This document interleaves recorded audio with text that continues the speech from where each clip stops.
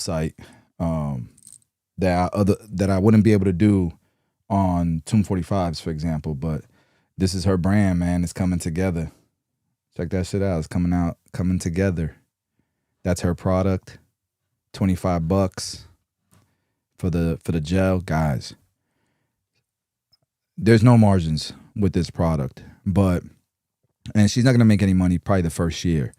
But the goal is to get a demand, get people to buy the products, and then we'll worry about cost and making this profitable. Check this out. I did this. I made this. Ain't that fire? Come on, that's lit. That's lit. I made this. I'm proud of this. And then we just got to clean up the rest of it. It's coming together though, little by little, y'all. How do they compare? Transformation.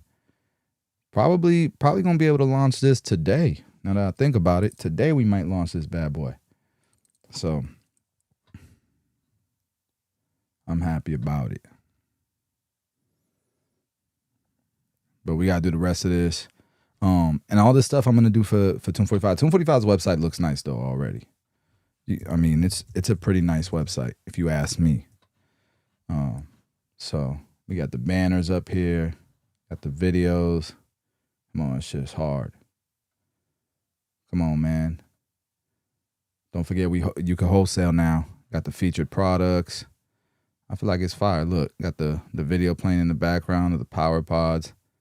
I need to put the power pod. Like I need to actually put a title or something here. The brand. We got it all mapped out. So all product, power pods, hairstyling, power mats, shaving, clippers and stuff.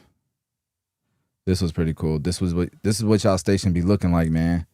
This is what it need to look like. This is what it be looking like. This is what it needs to look like. Damn it. This is cool too, you know. Little lifestyle images of people's stations, all the brands. Figure me. I gotta work on a blog. We got all the YouTube videos here at the bottom. I should make that bigger though. But yeah, man. They call me. I'm a website designer now, you know. I'm a boss. I'm a janitor. Sometimes I'm a handyman. Sometimes I'm an accountant. Nah, I don't want to be no accountant though. What happened? The curl used to go over. Why is the curl not going over? I need to fix this.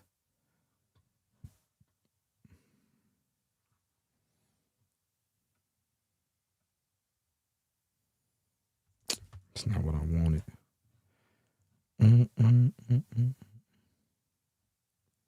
Is this it?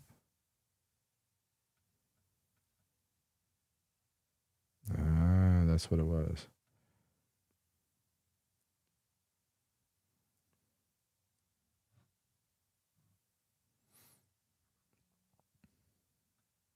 We like 10, maybe, let me see, 5.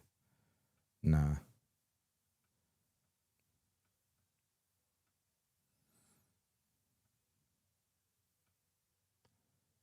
think I like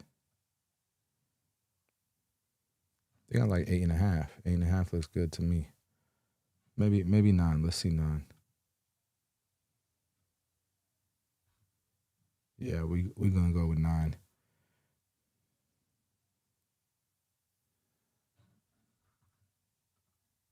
Let's go with the chat, man.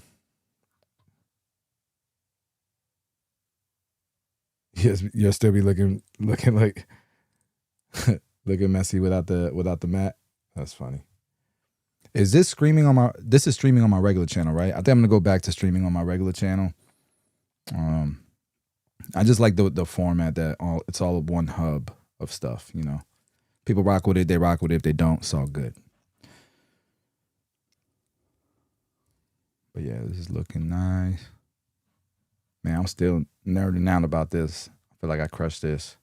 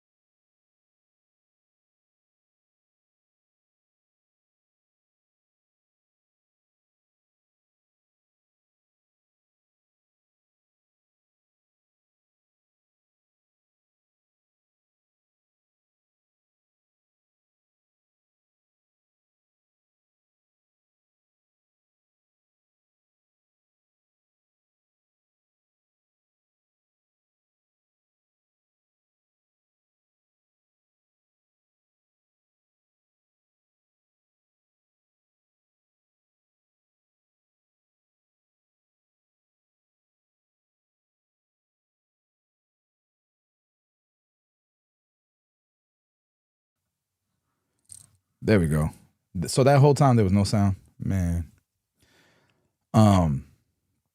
What I was saying is, why would Donald Trump and Elon Musk stage this though? That's what I don't get. That's what I don't get. So there's drama theory, right?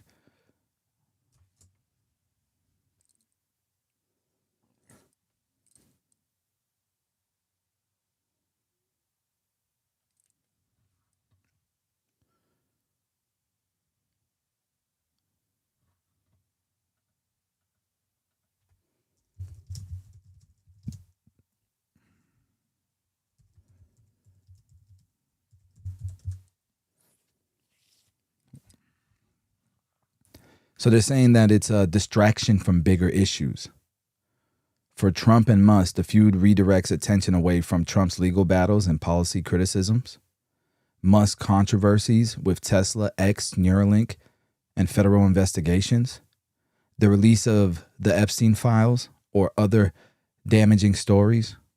It's classic misdirection. Keep the public arguing about ego clashes instead of probing deeper. What are they trying to get our attention away from?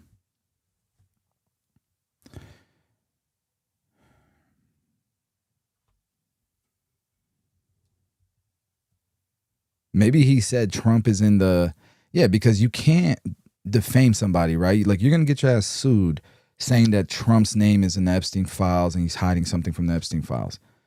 Can there be a defamation lawsuit? Number one. Number two, maybe they do want Epstein's files to be,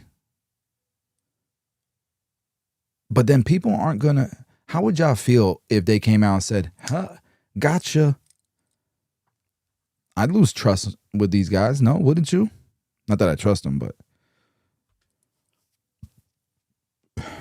there's people that swear by everything they say, right?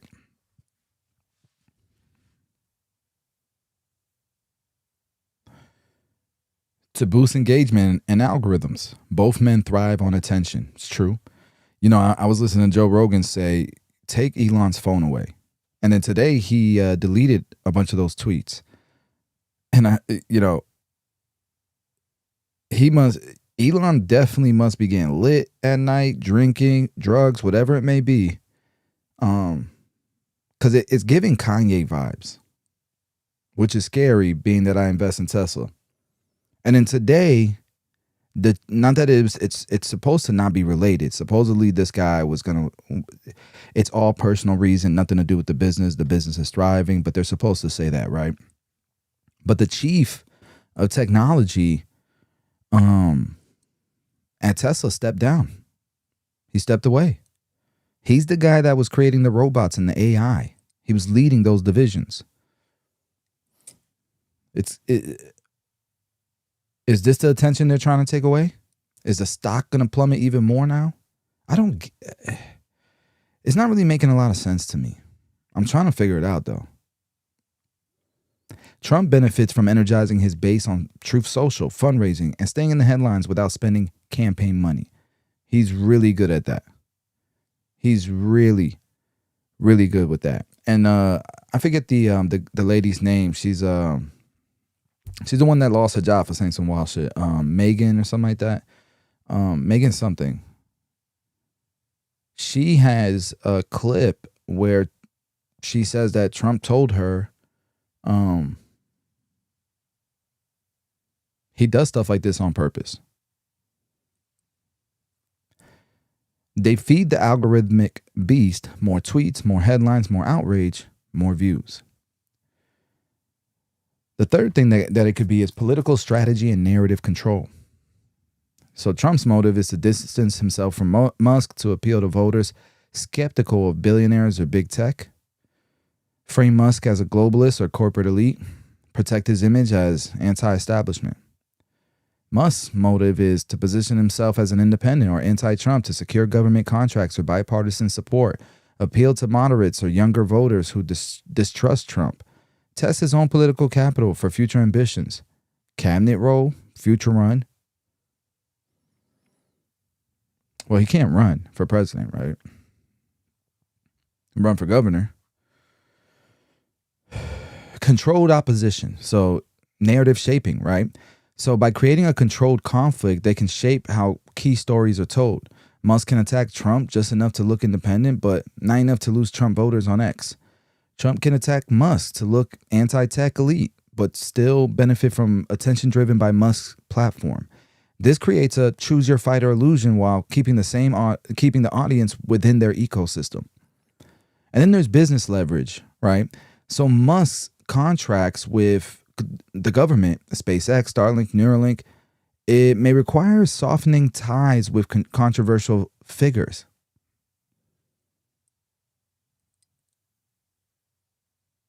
Makes sense. That one makes a lot of sense to me. You know, there's people who are pretty much like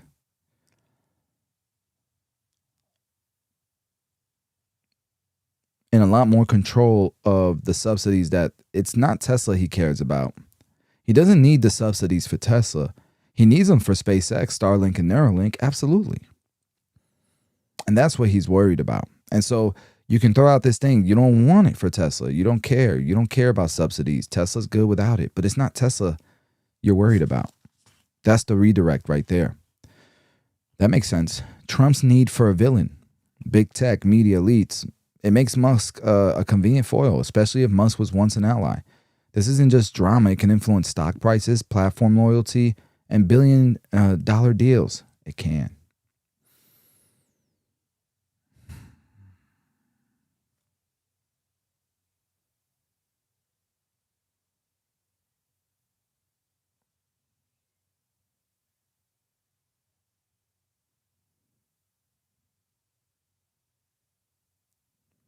Yeah, and if it's not real, it's just weird. Very snaky. It's actually better. I don't know. Like, I just wouldn't go this route. But I guess the stakes are high, so you'd be willing to do whatever it takes, right?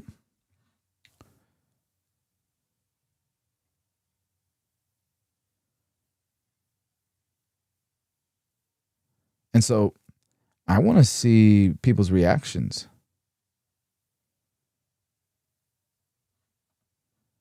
I want to see is Elon winning liberals over?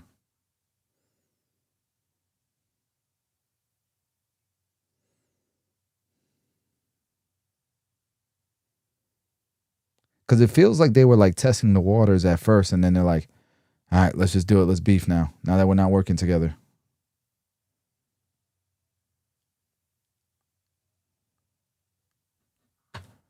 You know who I want to see react to this? Hassan, what's his name? Hassanabi?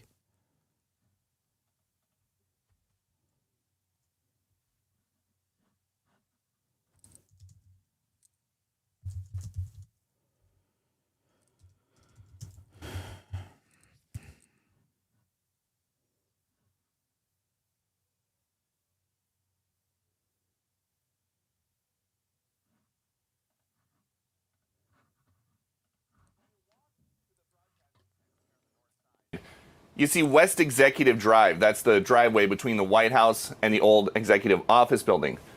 There is a Tesla there that President Trump bought during a Tesla demo on the South Lawn a few months ago to try to help Elon Musk's business while it was being vandalized. We're told that Tesla, still sitting there, the red Tesla with Florida tags. So what's going to happen? Are the Republicans also going to start vandalizing Teslas? As they said, it was real terrorism. This is a really funny moment where like Elon Musk's idiotic allegiance with the Trump administration caused the last batch of the Tesla drivers, who were all liberals, to basically despise him with the hopes that like maybe he would be able to pick up a new market of Tesla buyers that never actually came in the form of Republicans and MAGA Trump supporters. Now all of those guys also hate Tesla. He's just eating it from both angles. It's pretty funny because like, remember those images of middle-class suburban Hitlerites driving to Tesla dealerships and like putting their massive F-250 lifted pickup trucks outside of Tesla dealerships to like defend Tesla? What are they going to do now? They're going to drive there again and just roll coal outside of the Tesla dealerships now? The lowest blows yesterday came came from Elon. He said, without me, Trump would have lost the election. Dems would control the House and the Republicans would be 51-49 in the Senate. And then he wrote, time to drop the really big bomb. Donald Trump is in the Epstein files. That is the reason they have not been made public. Have a nice day, DJT. The president, of course, said that Musk had been wearing thin and he was asked to leave. And the president offered up the idea that the fastest way to save money would be to cancel Musk's government contracts. Musk then wrote, in light of the president's statement about partisan, that it does. What is Elon going to do? Is our George Soros What? Barack Obama? That hat is wild. And What? Wait, what? Hey, yo, what? Wait, what? He's not wrong. Wait, I'm sorry. I just got whiplash. What? I say that. That's my job. Why is he saying that? Oh my God. Republicans are so polarized already. They're so partisan that it doesn't matter. You can just invoke the name of George Soros, but as a positive, and invoke the name of Obama, but as a positive. That's crazy. That's my take. I say Donald Trump is the white man's Barack Obama. I'm the one who says, look at these guys who constantly complain about. Yeah, I don't, it's getting attention, but I don't know that it's winning people over. Amid the fallout between Elon Musk and President Donald Trump, I'm very disappointed in Elon. I've helped Elon a lot. Musk threatened to decommission SpaceX's Dragon spacecraft. That's a big deal for U.S. space missions. Dragon has been the only U.S. spacecraft launched by a U.S.-based company transporting astronauts to and from the station from the U.S. I find this to be disconcerting how quickly this went to. The threatening from contracts, that's not good for the United States. Musk retracted the threat just hours later. Good. Still, as the feud continues, They both retracted stuff. SpaceX remains one of the largest financial and logistical vulnerabilities for both Musk and Trump. Since 2008, the government has awarded SpaceX more than $20 billion in contracts across at least 10 different agencies. Most of it is focused here. NASA needs SpaceX, SpaceX needs NASA. Musk said recently that SpaceX is expected to generate $1.1 billion in revenue this year from NASA. The company is less dependent on government contracts than it was in the past, but still does big business with agencies. SpaceX has really deep relationships with a lot of government agencies. Unraveling that would not be easy for either side. NASA made a push during the Obama administration to contract with commercial companies. we want to leap into the future. We had one launch provider, United Launch Alliance. They were the result of a merger of Lockheed and Boeing. When they consolidated, the costs went up and the U.S. lost market share to the rest of the world, namely China, France, and Russia. We set up competitions, and SpaceX has been by far the leader in these major competitions. Elon brought the cost of his Dragon down to under $1 billion and then under hundreds of millions. I mean, just the savings are wonderful from a customer perspective because I can now purchase services rather than have to do them all in-house myself. Since then, NASA has obligated more than $15 billion in awards to SpaceX, including $2.9 billion to develop a human landing system as part of the Artemis program. In 2022, NASA said the contract for ferrying astronauts to and from the ISS would total $4.9 billion. My bad, y'all. Who's gonna tell me?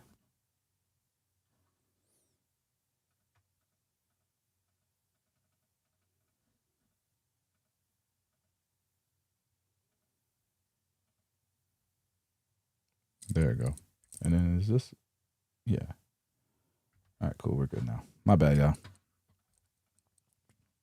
Beyond sort of the dollars and cents, as we've been talking about with these astronaut missions, it's SpaceX that has been allowing NASA to do some of its highest profile operations. When NASA says it's safe to fly on a SpaceX rocket, the world will follow. The governments, industries, anyone will say, if it's good enough for NASA, it's good enough for us. SpaceX recently had to step in when another NASA contractor, Boeing, was unable to bring back 2 astronauts from the ISS. The fact that SpaceX was tapped by NASA last summer to bring those 2 astronauts back to Earth, NASA did not want Boeing to sort of finish that job, shows how comfortable NASA is or has gotten over the years with using SpaceX and the trust that the agency has that the vehicle and the operational side of it works and can be safe. It also very much did highlight the dependence NASA has on SpaceX for this particular operation.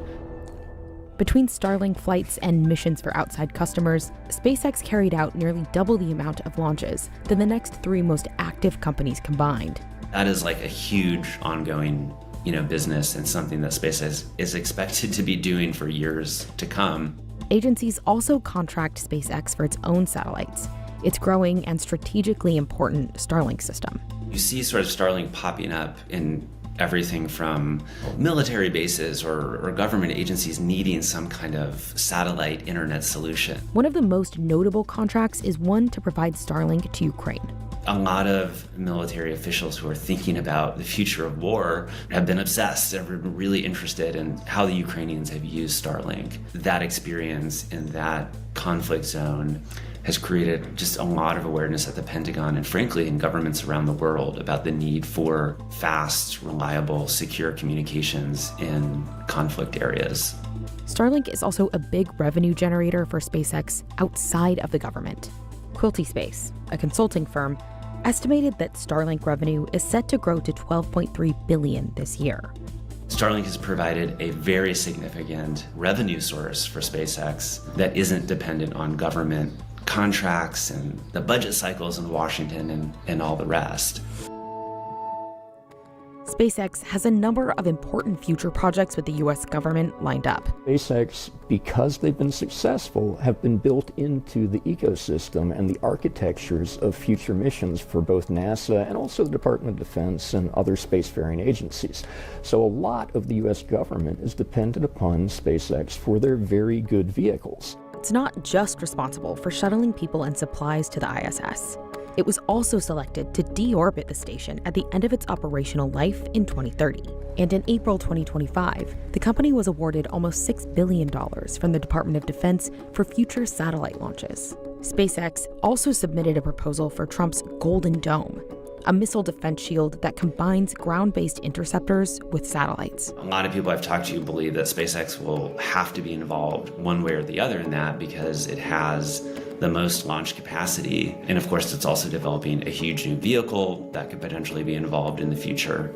So with all of this, what does it mean for SpaceX and NASA and Musk and Trump's potential divorce? Getting more competition is probably the biggest answer. Elon himself says he wants competition. Unfortunately, SpaceX is so far ahead in so many areas that will take years. NASA experts think that a full breakup is unlikely. SpaceX, Elon have every incentive to do this work. It's all supports what his long-term vision is, as stated, to colonize Mars and make life interplanetary, make humanity interplanetary. Ideally, we can take anyone who wants to go to Mars. We can take to Mars. A NASA spokesperson said in a statement that NASA will continue to execute upon the president's vision for the future of space, and that they will continue to work with industry partners to ensure the president's objectives in space are met. Yeah, I don't. Trump ain't gonna lose no money on that. But I think there's definitely something weird's going on. And I don't like it. I don't like it. Americans are fed up of this shit. What up, Steve? How you doing, bro? They fed up. All right, let's we don't need to watch so much news, man. We just chilling.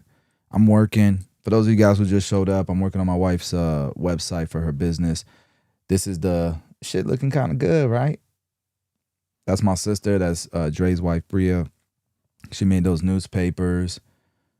This is her product, Just Be Curly hair gel. I made this. They filmed it and stuff, but I edited it and made it. How do they compare? It's coming together. It's coming together, y'all. So let's just listen to some personal growth stuff. Every choice that you make comes with a trade-off. Money is an invitation to critical thinking. You can afford anything, but not everything. So if there's something that you value, whether it's travel, food, or a house, you can have that thing. You just can't have an endless series of ands. You might not be able to have that thing and something else, and something else, and something else. And that doesn't just apply to your money, that applies to your time, your focus, your energy, your attention, any limited resource. And life is the ultimate limited resource. So when you practice being better at managing your money, you practice being better at managing your life. My name is Paula Pant. I am the host of the Afford Anything podcast. I want to help you reach financial independence by making smarter decisions with your money.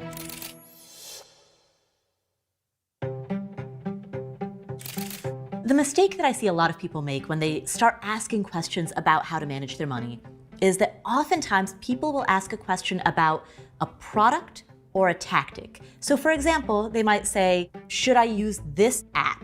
Or should I invest in cryptocurrency?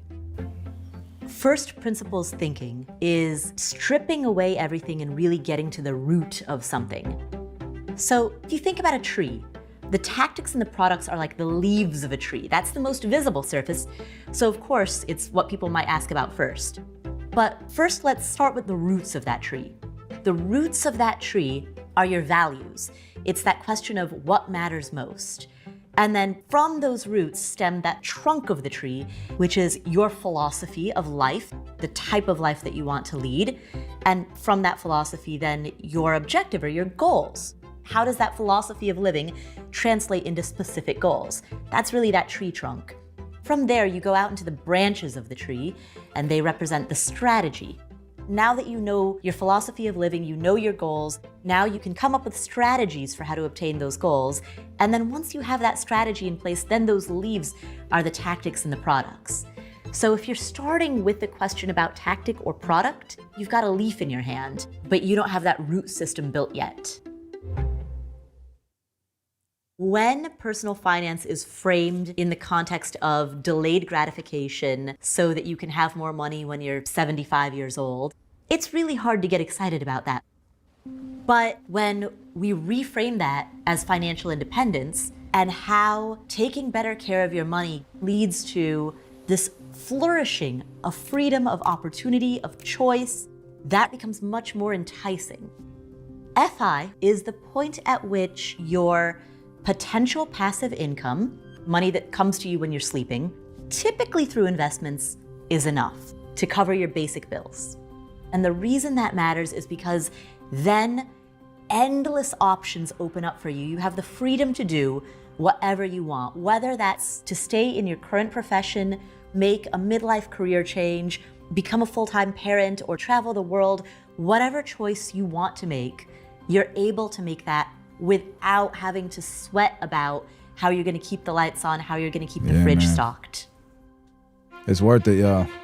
The pursuit of FI is for everyone, but the first steps that you're going to take will differ depending on where you are in your journey. There are really only 3 steps to achieving financial independence. All right, what's those steps? Grow the gap, invest the gap, repeat. Grow the gap. I love how she broke that down. I always said it like this. You need margin. Whatever you do in life, whatever you do for a living, okay, whatever you do for a living, become a top 10% earner in that field. I don't care if you're a plumber. I don't care if you're a hairstylist. I don't care if you're a barber. Become a top 10% earner. And then do not change your lifestyle. It can improve a little bit by being organized.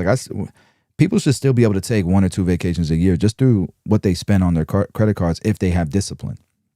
And so you don't need to spend more money to have a better lifestyle. You just need to be more disciplined.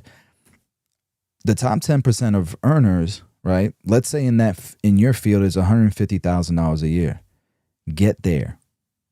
And let's say right now you're living on $60,000 a year. Beautiful. Now you have this gap. I call it margin. That's your profit margin. Well, that's $90K in this instance, in this example. And so imagine investing $90,000 a year every single year. if you know how to invest. That's the biggest problem. Money's not your problem a lot of times, guys, because if you knew what to do with the money and you had conviction, you would be excited to get the money because every dollar you made, you knew was going to turn into 10.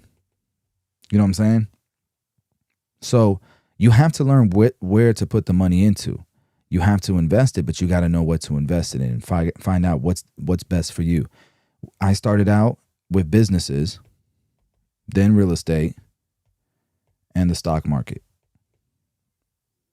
But my main focus was businesses for many years.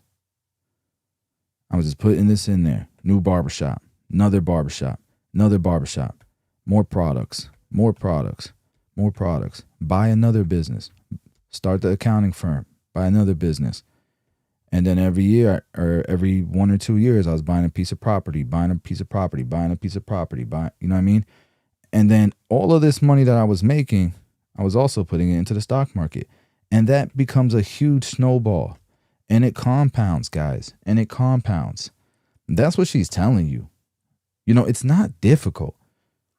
The hardest part is the discipline to learn what you need to learn. Like, these live streams are dead because people don't want to learn this shit. It's hard to try to learn this stuff.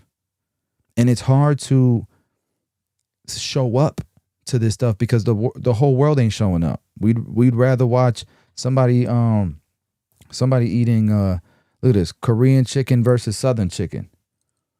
Shit got 2.1 million views. Now that sounds entertaining. Anyways, let's keep going. Grow the gap means to grow the gap between what you earn and what you spend. And there are only two ways to increase that gap: earn more or spend less, or both.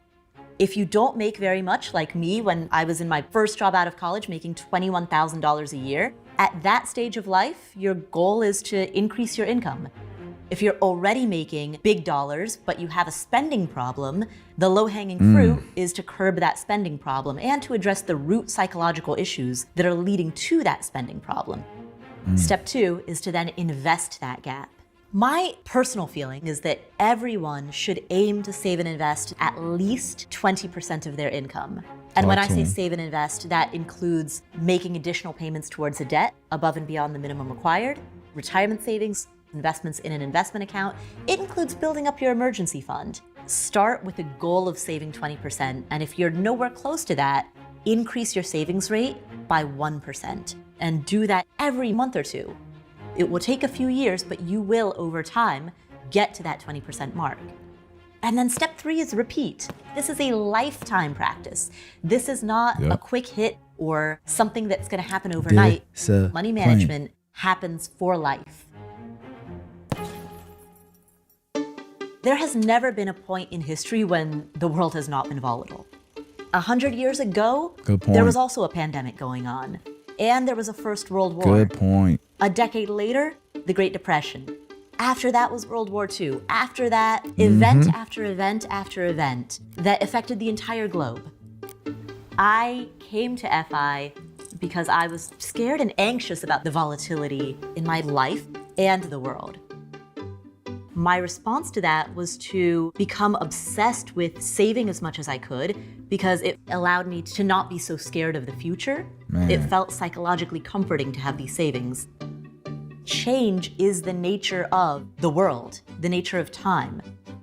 And so if you're looking out at the big global factors that are happening in the world today, and you're feeling fear, embrace it and use that fear as motivation, as fuel to make wise decisions about how you spend your money, your time, your effort. That's how you build a life that's more intentional. And there's a lot of joy in that. Get smarter, faster with videos from the world's biggest thinkers. This is really cool. I love this channel. Big Think. What a great channel. What a great freaking channel. It's just, man, it's not easy, guys. I get it. But I got to tell you, man, you have to do it. You've got to get it done, bro. Go open a brokerage account and just use it as your savings account for now. You don't even got to invest no money, but at least you'll have money in a brokerage account. And that's the first step. Let's see, how many Americans have a brokerage account?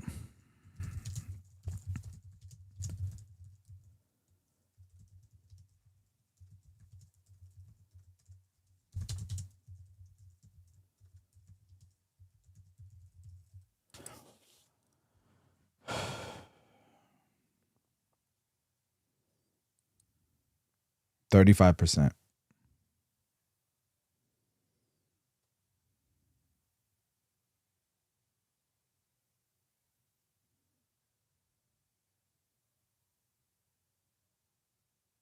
As far as households are concerned, 21%. And the reason why the just individuals is higher is because you can imagine if someone in a household has an account, there's probably multiple people in that household that has a brokerage account. But only 21% of homes in America, of households in America, have a brokerage account. Only 21%.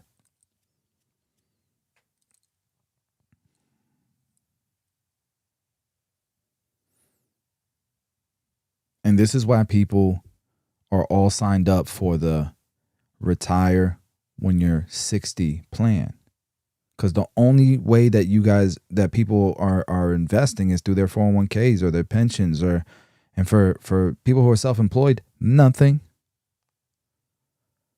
There's people who are self-employed and don't pay any FICA into any self-employment taxes, so they won't even be able to retire on Social Security. What the hell is wrong with you? Crazy, man.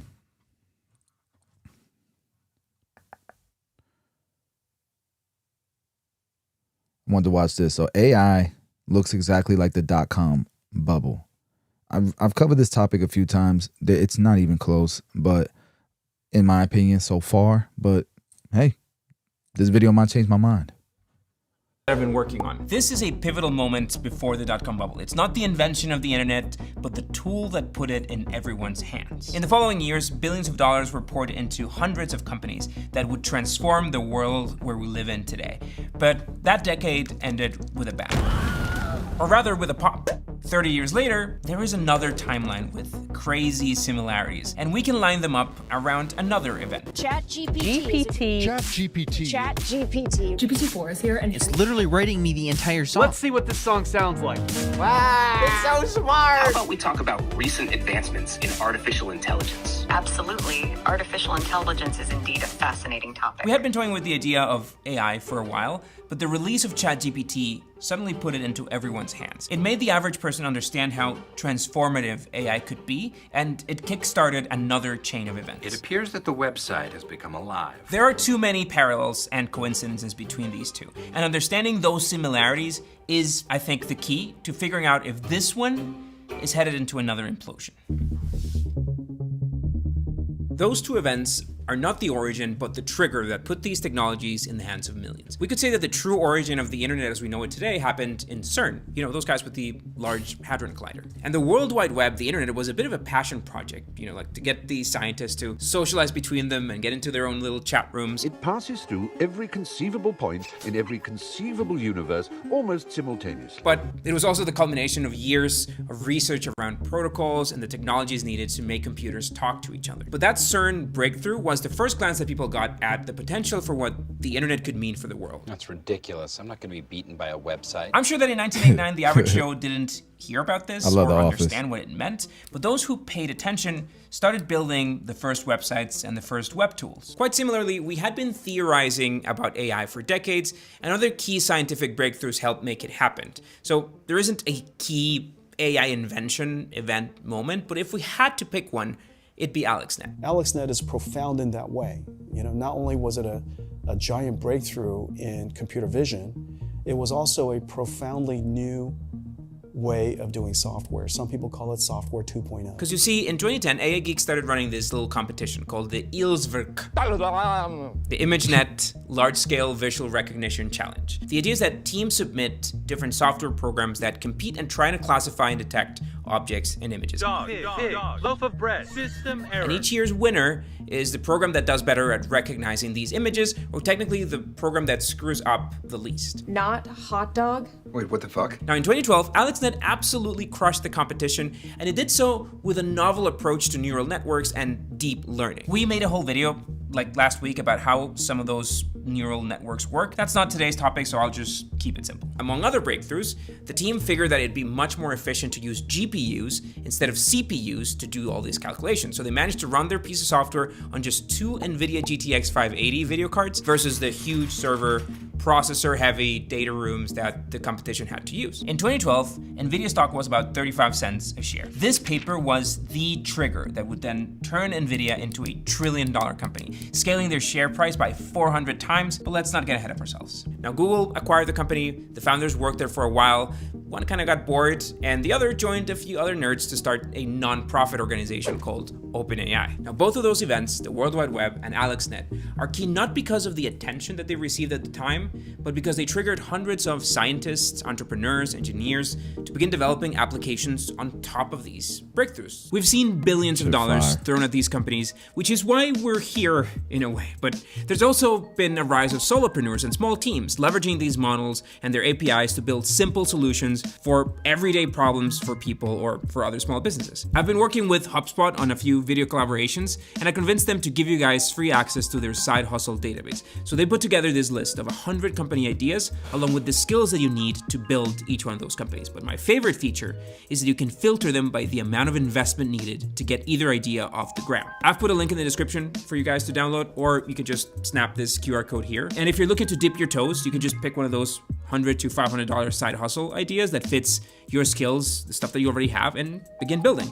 Again, it's completely free and it's a flexible Google Doc. You can download it, you can store it, you can edit it and reference it later. You don't need to raise or burn through millions of dollars like these companies did to start a business that leverages technology or the internet or AI. This is one of the Hustle's most valuable and most popular resources. We've been collaborating with them for a couple of years now, and they of course helped fund the production of this video. But let's go back to those mass adoption moments when Mosaic, which eventually turned into Netscape, from the moment when the browser was released, it took about 6 years for the first 100 million people to get online. Now, getting online back then wasn't just about signing up or downloading an app. Only about 20% of US households even had a computer at that point, and getting online meant spending hundreds or thousands of dollars into your first computer. Riding on the internet, cyberspace, set free, hello virtual reality. On the other hand, it would take ChatGPT just 2 months to reach the same 100 million users. This beat the previous record holder, TikTok's 9 months, to become the fastest user adoption in history. But more than triggering user adoption, what both of these moments did was trigger greed. Internet stocks drove a powerful surge on Wall Street today. .com shot up today. We're on track, it looks like, to hit 1 billion shares AOL, today. Yahoo, Amazon. Bitcoin has really created a very strong brand. Now, this is the NASDAQ index from the release of Mosaic in September 1993 to the Netscape IPO on August 9th, 1995. At the time, being profitable was this unwritten requirement to go public, but this company was only a couple of years old, absolutely not profitable, and now getting ready to go public? Why? Like, how do you justify this? Well, their revenue had doubled every quarter, and they were riding high. No one had ever seen anything like that. Plans were set to IPO at $14 per share, but there was a lot of hype around this IPO, so they shifted that last minute to $28 a share. And the gamble paid off. They closed that first day at $58 a share, valuing the company at $2.9 billion. It's the kind of Hollywood of the 20s. A year ago, this place didn't exist.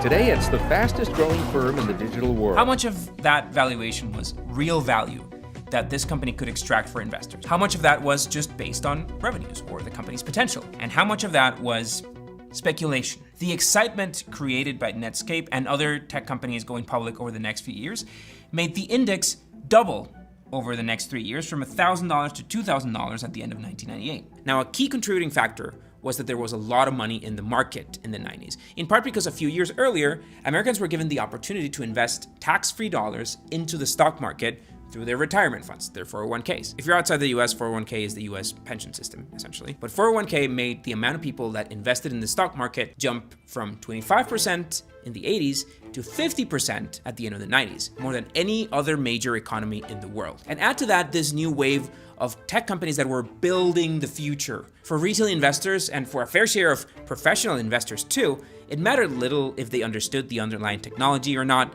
It was all about the hype, and the hype was real. 20 plus companies IPO'd during these next 3 years, and speculation around those companies was all part of the fuel. Now, most of these companies were not profitable. They had not proved their business model, but they were tech companies. They were .com companies, so they could potentially be another Netscape. Just slap .com into anything. Now, let's see how that played in the other timeline. This is the release of ChatGPT against the NASDAQ index.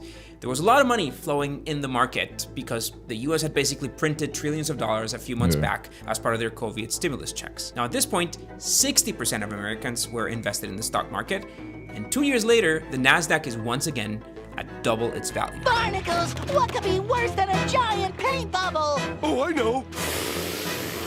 2 giant paint bubbles.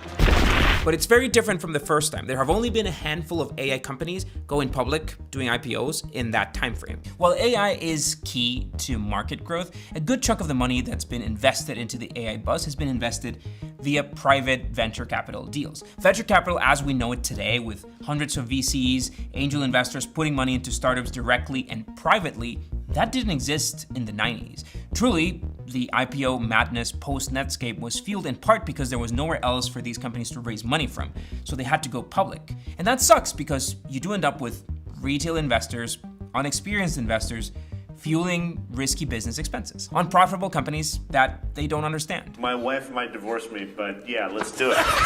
So why the crazy growth in today's stock market? A huge portion of that is the so-called Magnificent Seven. Apple, Microsoft, Google, aka Alphabet, Amazon, Nvidia, Meta, aka Facebook, and Tesla, which have now all added some form of AI to their value propositions. Those are the companies fueling the hype by all means. Their valuation was decoupled from their earnings and from the other non-tech stocks. Now, if we establish the release of ChatGPT as the equivalent revelation about AI and what it could mean for the world, let's look at how these companies performed since then. Tesla is up 85%, though their AI self-driving proposal predates GPT, and there are other reasons why Tesla is booming in the stock market. The next 2 years. Google/Alphabet is also around 85% growth. Even though they have a ton of R&D dedicated to generative AI, their search business is also being threatened for the first time, well, since ever. Apple is up 65%, despite Apple Intelligence being completely useless. Microsoft is up 65%. They do own like 49% of... What? This is so stupid, bro. OpenAI. Well, since ever. Apple is up 65%, despite Apple Intelligence being completely... Do you think... Well, since ever. Apple is up... He uses Apple being up 65% since 2022 as if AI, because their AI isn't great, that's why Apple shouldn't be up 65%. Up 65%, despite Apple Intelligence being completely useless. Microsoft is up 65%. They do own like 49% of OpenAI, which explains that. Meta is up... That's what it explains? Maybe I'm missing something here. Is he talking about the stock, or what am I missing here?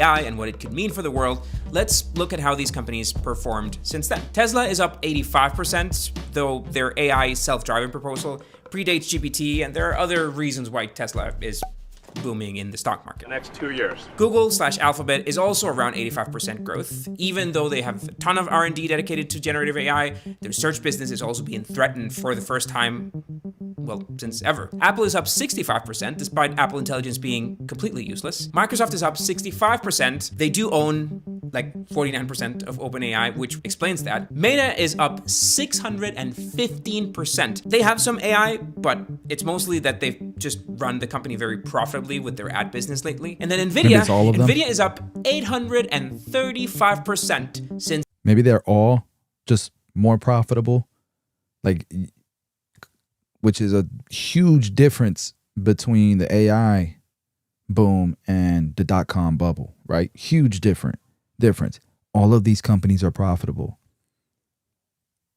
ChatGPT released. The match between these two things is almost too obvious, but what comes next is really the worrisome part. In 1999, in just 1 year, the Nasdaq index grew another 100%. It doubled from $2,000 to $4,600 at the beginning of the year 2000. But the scary part is why. In 1999, we entered this era of going public with practically no revenue.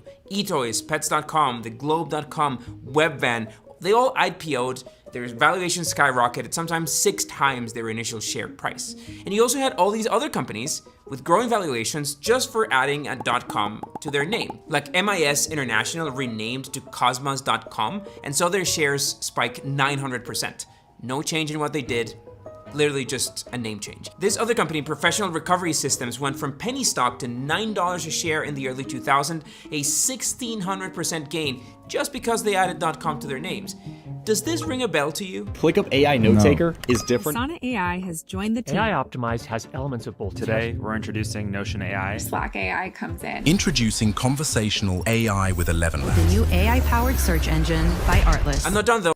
Are any of those companies that you just showed public, and are any of them being traded at crazy volumes just because they say AI? No. So there is that matter of funding. Like most estimates agree that over $200 billion in venture capital has been poured into startups, tech companies building AI tools, including a $1 billion seed round for a company that literally just had this landing page. Fair, these are some big name founders, but a $1 billion seed round? I think we are in a bubble, but I think bubbles have different shapes. There's a Mark Twain quote that history doesn't repeat itself, but it rhymes. It's like poetry, so if they rhyme, every stanza kind of rhymes with the last one. Again, a big difference between these two timelines is where this capital is coming from. Real. Contrary to 1999, it's private investors this time, not individuals that are funding these unprofitable startups. But in part thanks to that, retail investor bets are being placed in the stock market through any company that mentions something remotely around AI.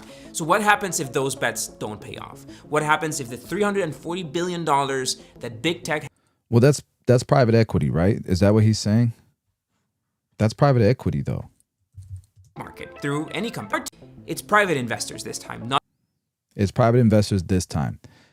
Like, if you know anything about private investors, angel investors, private equity, they know all their deals ain't going to make a bunch of money. Especially like angel investors or silent investors.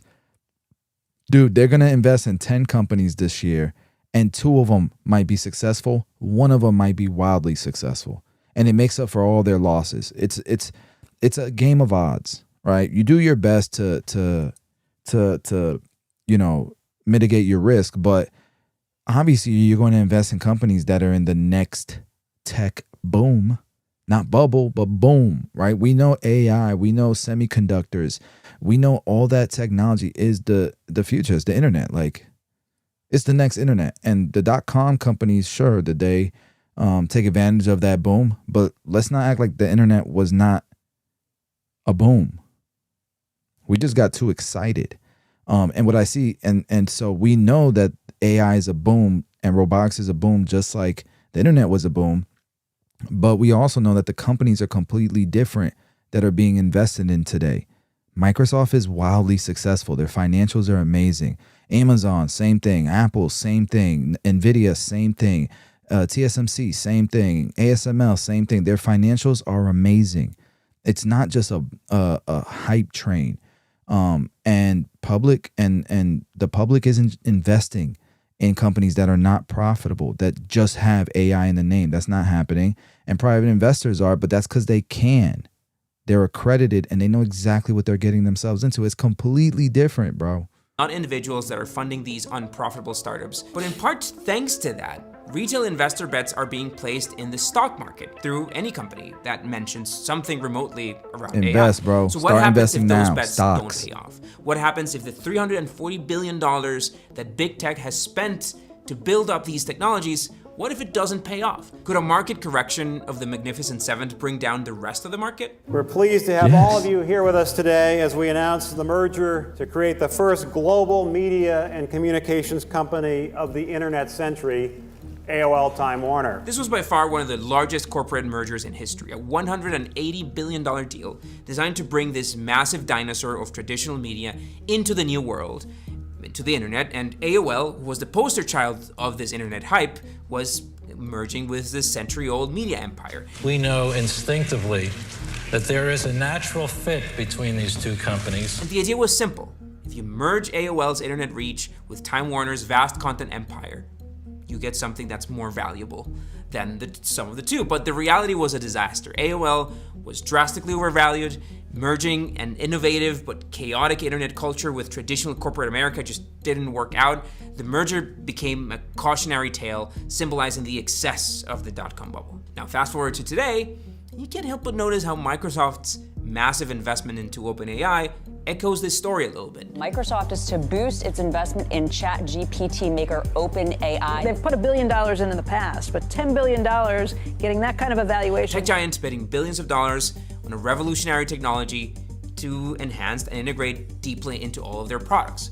While Microsoft hasn't officially acquired OpenAI, thanks in part to the fact that they have this non-profit origin mess, this partnership has a lot of similar dynamics. Microsoft has already poured billions of dollars into OpenAI, betting heavily on this generative AI revolution to transform their own business, much like AOL was betting on merging tech with content. Now, massive differences in thinking were evident, for example, in 2024, when the OpenAI board fired the CEO, Sam Altman, for rushing into AI breakthroughs without any guardrails. And still, he got rehired the next day after the company's big benefactor stepped in. Now, Microsoft might be the dinosaur here, and OpenAI the hot startup. And while there are plenty of legal hoops that they have to jump to eventually fully control OpenAI, they do already own 49% of the company.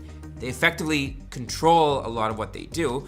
But what happens if AI doesn't deliver the transformation that everyone's expecting, or at least not soon enough? Could Microsoft's massive investment in OpenAI turn into some AOL-sized regret? I think we're still yet to see if Microsoft delivers on the promises of Copilot and if they can bring it home. I believe, with the benefit of hindsight, most of the excess of the dot-com bubble might have been justified. I think that doesn't mean that the excitement around the impact of the internet on the economy was false. We will look back and laugh at some of the excess, but I'm confident we will have a brand-defining, likely trillion-dollar consumer company come out of this. Now, today, I think AI has failed to transform our lives or make the amount of money that speculators seem to.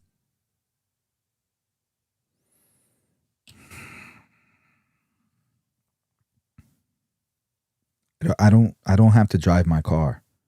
My car drives itself. The productivity that I have just using ChatGPT is life-changing. Completely life-changing. The stuff that Palantir is doing, the robotics, the way that robots are moving and stuff, it's just scientifically proven it is life-changing technology. Even though you don't even realize some of the stuff that's going on that you use on a daily basis that's powered by these chips that are powering AI. And how AI is going to at some point integrate in it's just part of everything at this point. Meta ads is booming because of AI. It has literally changed the world. Even for people who don't pay attention to technology and stuff like that, it's changed the whole entire world. To predict that it can. But just like dot-com companies in the 2000s, the technology did end up transforming the world after some madness and speculation. I mean, look where we are. Maybe the problem is not the technology, but the speculation. This urgency to make money now by pretending these companies are something that they're not. But that is a video for another day, like literally our video from last week, which you should go check out. You know, it's crazy because this video does help people, because there's plenty of people that have no clue what they're doing, and they will invest in something just because it's AI. Thankfully, most of the powerhouses that everybody's pouring money into, the Mag 7, that's AI, that's so focused on AI, most of those guys are good companies. You know, when they were doing during the pandemic, NFT, they didn't like it. Crypto, didn't like it. Didn't really understand it. Didn't really see the hype, all of that. And I still invest in it a little bit, but I'm not all in like I am with AI. Completely different. And then you remember the virtual reality, VR started becoming a big thing. And all the big companies were rushing into that, right? I didn't really get that either. It's not something that I thought was the next internet, like a lot of people say, Web 3.0. It wasn't my thing. But this AI and robotics and these semiconductor chips that are coming out, no, hell no. This is an obvious boom. This is the next. There was agriculture, there was industrialization, there was innovation and services, tech. Now it's AI and robotics. That's the future of the world. Absolutely. SpaceX, all that shit's happening because of AI, right? And then, you know, when I look at the comment section, let's take a look. Yeah, people think it really is a bubble. I don't think so. The sooner it fails, the sooner I can buy a graphics card again without needing a double mortgage. It's not the tech that will fail, it's the companies that will fail. Which one of those companies are going to fail? NVIDIA is going to fail? Really?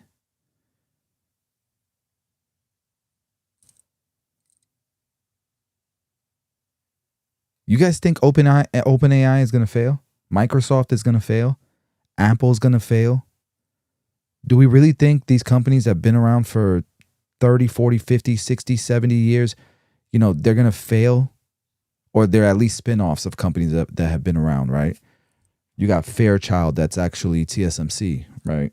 I think. No, Fairchild. Yeah, a lot of their engineers went over to TSMC, right?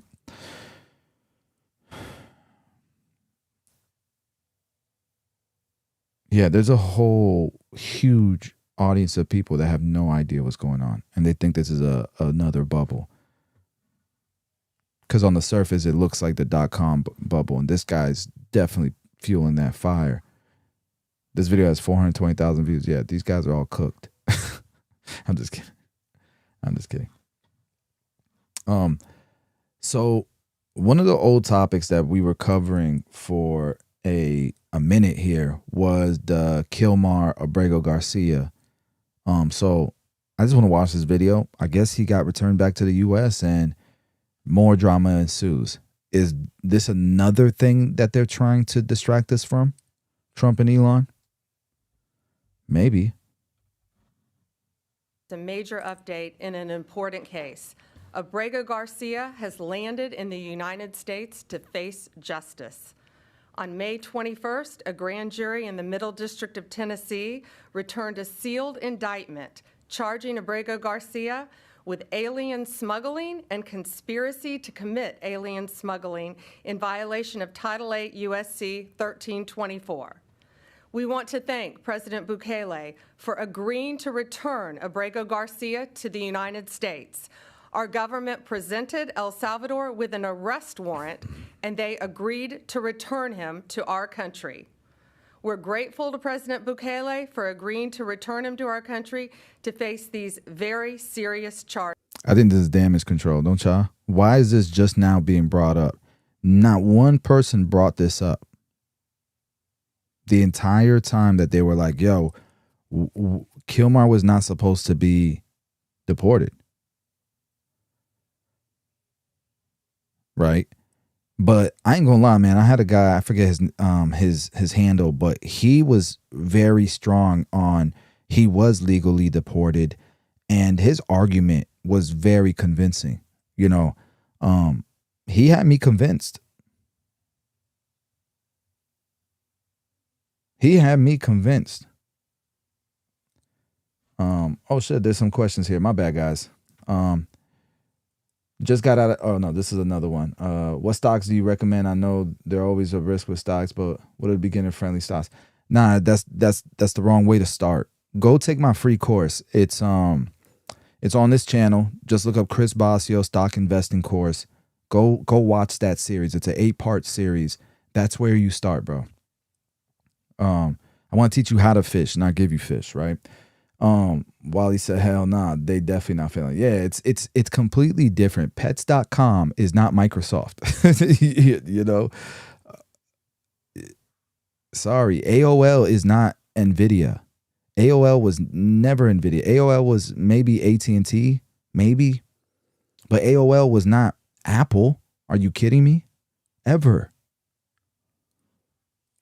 All right, let's get back to this Brego Garcia thing.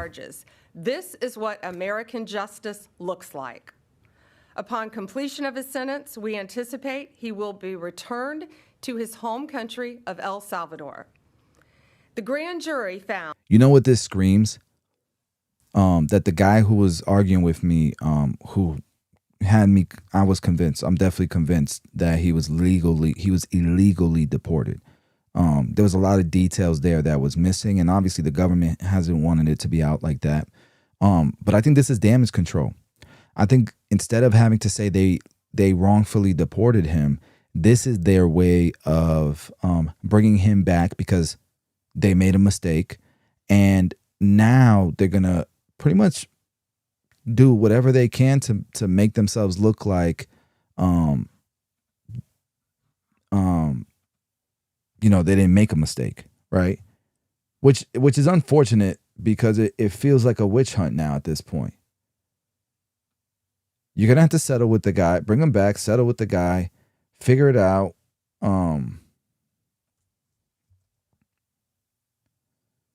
Figure it out, apologize, move on. You messed up. Big time. That's what it sounds like. That over the past 9 years, Abrego Garcia has played a significant role in an alien smuggling ring.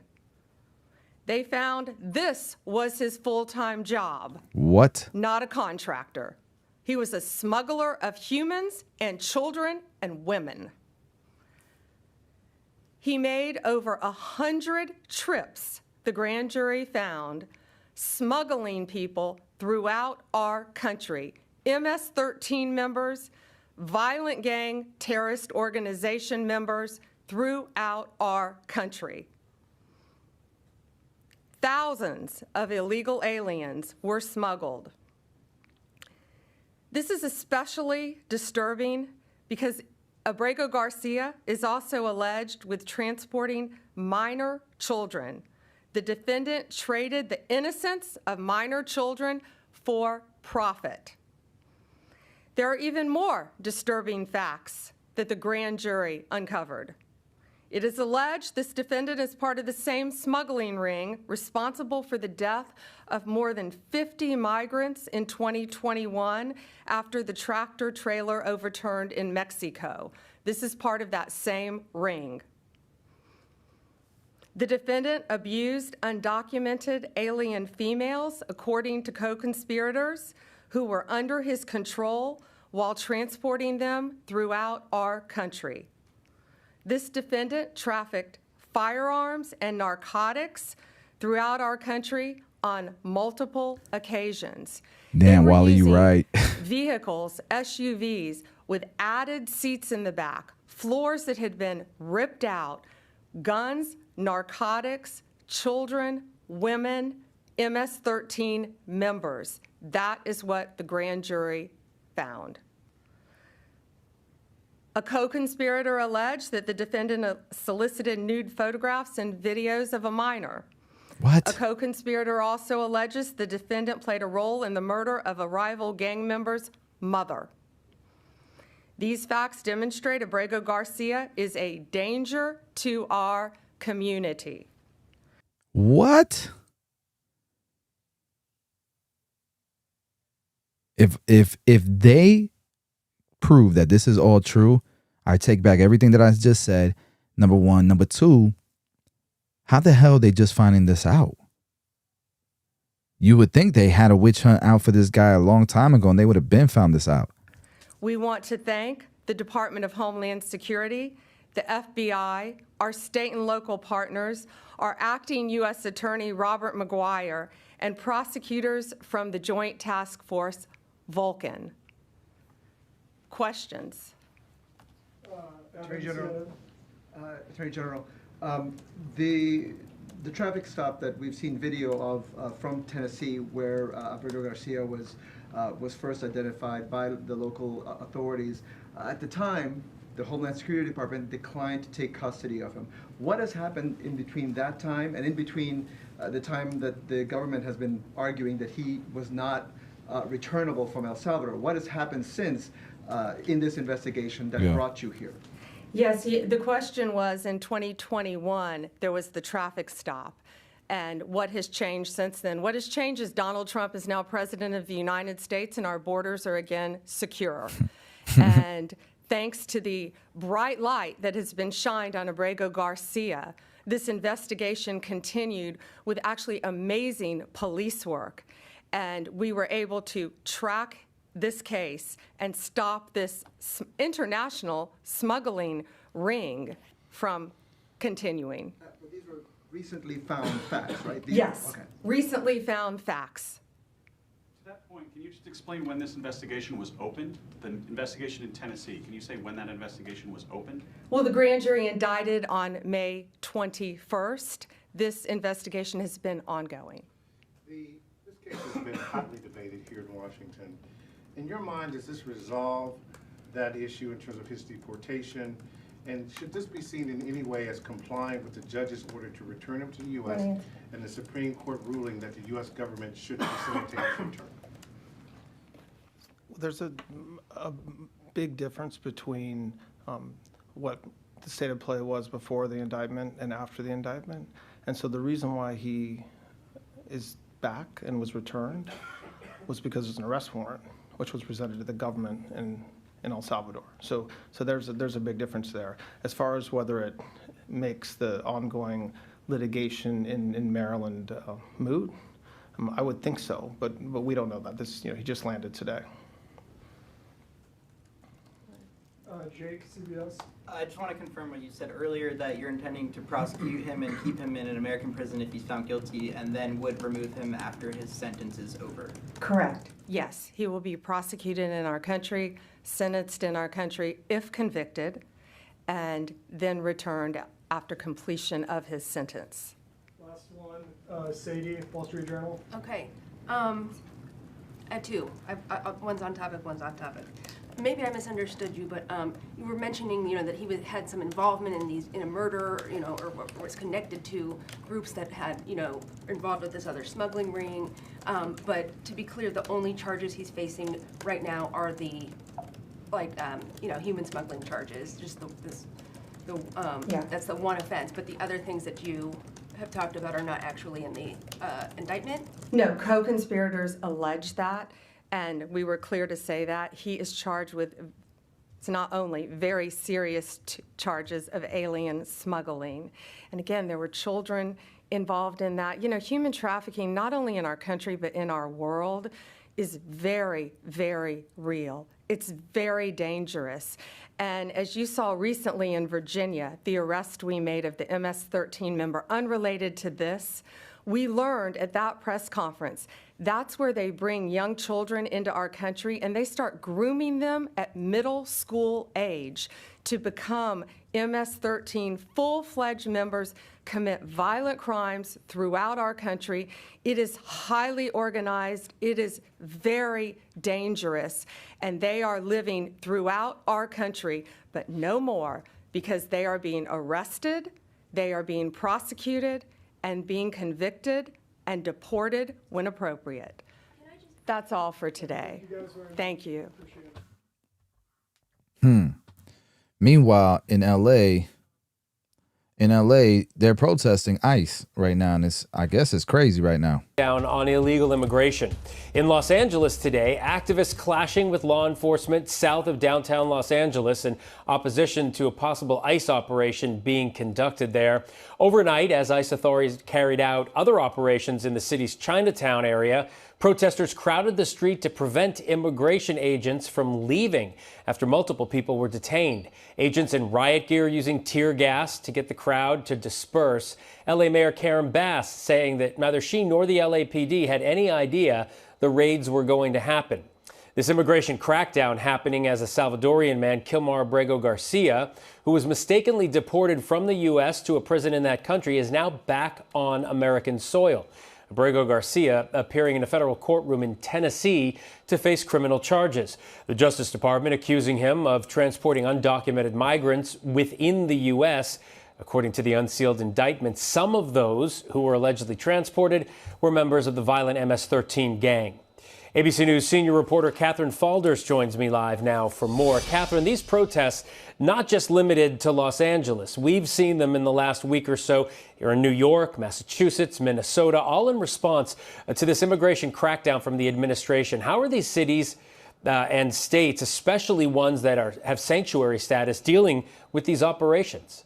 And as you know, these have been happening across the country, but especially in LA and with those cities that have sanctuary status. You saw the LA mayor, Karen Bass, come out and call these protests and these raids cruel and chaotic in the city. You see those visuals there of those law enforcement officers deploying tear gas to try and disperse the crowd. It led to law enforcement officials and local officials in California, including the governor, but specifically Mayor Karen Bass getting in a little bit of a spat with federal officials. FBI Director Kash Patel essentially saying what she was saying wasn't true. Now, this comes as the Department of Homeland Security has called for an end to the violence against ICE. They claim, the Department of Homeland Security claims, that ICE officers are facing a 413% increase in assaults when carrying out these arrests. So you will continue likely to see that back and forth, of course, between the local officials on the ground and federal authorities. Let's talk about Kilmar Abrego Garcia for a moment. His return to the U.S. We are now learning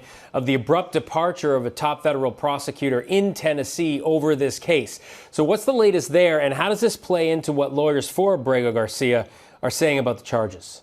Yeah, so the timing of this, Phil, is all very interesting. So, of course, Abrego Garcia was brought back yesterday to the United States, but he was indicted last month on May 21st. So in terms of that abrupt resignation of that top federal prosecutor in Tennessee, I'm told by sources that he resigned just shortly after that indictment. And it was because of federal investigators' decision to bring that indictment. According to sources who I've spoken to, they say that this top federal prosecutor by the name of Ben Schrader, he was the head of the criminal division in this U.S. Attorney's Office, that he believed that the Department of Justice was bringing these charges for political reasons, and he decided to resign because of that. So it will be interesting to see if any of that comes up in federal court as these proceedings play out. Remember, this investigation didn't start until after Kilmar Abrego Garcia was deported from Maryland to El Salvador. So they're using this as a mechanism to get him back, but for an entirely different reason than what we've been talking about the past few months, where that Maryland judge had been asking to get him back. And of course, the Supreme Court said to the government, you need to return him. Well, now they are, but they indicted him to return him. All right, we'll continue watching it. Catherine Falders. Catherine, thank you.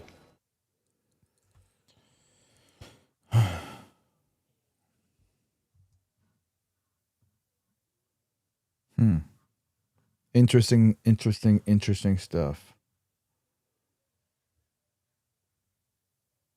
So these people protesting. But what if he's guilty of all that stuff? we still protesting? But they must really feel like he didn't. He's innocent, and this is probably a witch hunt, which is kind of crazy because that was Trump's favorite thing to say, which he wasn't lying. I agree with him. There was a witch hunt on him before he became president again, but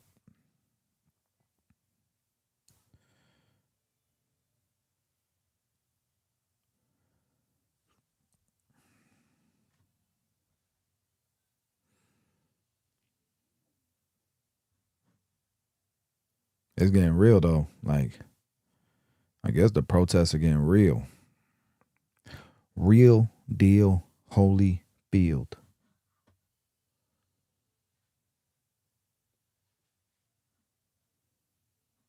I want to check this out.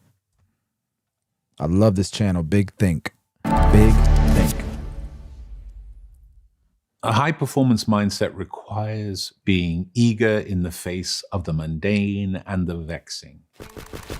Part of the challenge of understanding this is simply that we see the products of success. And so you might see an NBA player at the peak of their career doing something amazing. You might see a captain of business handling with aplomb the challenges of their work. But you don't see the precursors to that. Training in basketball, for me, was so boring. I remember doing entire sessions that were just me catching a ball, doing a pivot, pivoting back, passing the ball for half an hour.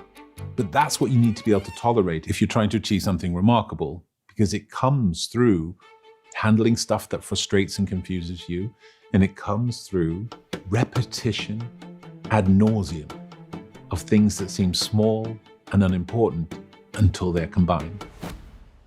Hello, my name is John Amaechi. I'm a psychologist, a professor of leadership at the University of Exeter Business School. I've written a couple of books, including The Promises of Giants, and I used to play basketball in the NBA. Dope.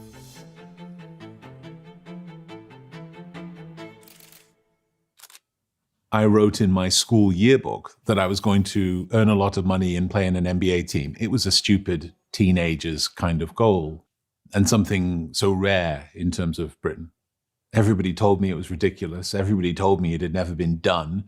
Everybody told me that a fat kid from Stockport who liked eating pie and reading books was hardly a candidate for the world's best basketball league. But to me, it was compelling. So I dedicated myself, my young life anyway, to trying to become an NBA basketball player. I played for a year in England before I wrote 3,000 letters to American high schools. I received 3 replies, 2 of which were no, and ended up going to a school in Toledo, Ohio, where a coach, Ed Heinchel, took care of me for a year and guided me to Penn State University. And then I broke into the NBA. I didn't get drafted, so my success has been lumpy, but that's probably the way that it is for most people. People make the mistake of thinking that I am a basketball player that is now a psychologist, and that is not true. I knew at the age of 7 that I would be a psychologist, so I was always a psychologist who played basketball for a time. Studying for a doctorate while you play in the NBA is not as hard as people think. There is an inordinate amount of downtime as a professional athlete. Hours where you're in a plane for you to do stuff that might energize your brain, and so that's what I did. I had a distance education, and I studied while I was in transit. It's an amazing way to get your degree at 30,000 feet. Success does require a clear, vivid, and bold picture of the future. It's part of what makes all the dull, hard stuff worth it as you go along. But then you say, what needs to be true to get to that? And not just what needs to be true in 2 years' time or 3 years' time, if it's a long-term vision, but today. What do I need to do today? What one small step will take me towards this vision or goal that I have? And what will I need to do tomorrow? What muscles will I need to build? What skills will I need to develop in order that in 6 months or a year's time, I can do something even more consequential that drives me towards what I want to achieve? So I adopted something called the fee model when I started talking to young people at basketball camps in the summertime. Paying the fee: focus, effort, execution. You ask kids who wants to play in the NBA and their hands would shoot up. Their minds had already transported them onto an NBA court. They were already there. But they hadn't considered, as I watched them play in these summer camps, they weren't doing some of the fundamentals that I thought would be essential to get them there. And so the fee model was a way of encapsulating what's required. Focus. Focus is the idea that you can curate your whole attention into this moment. Regardless of how dull and uninteresting it might feel, regardless of how consequential or important for your future it might be in your mind, regardless of whether you like or don't like the person talking to you, can you lever your whole mental faculties to that point in time and pay attention in a really proactive way? Effort is the first E. It seems obvious.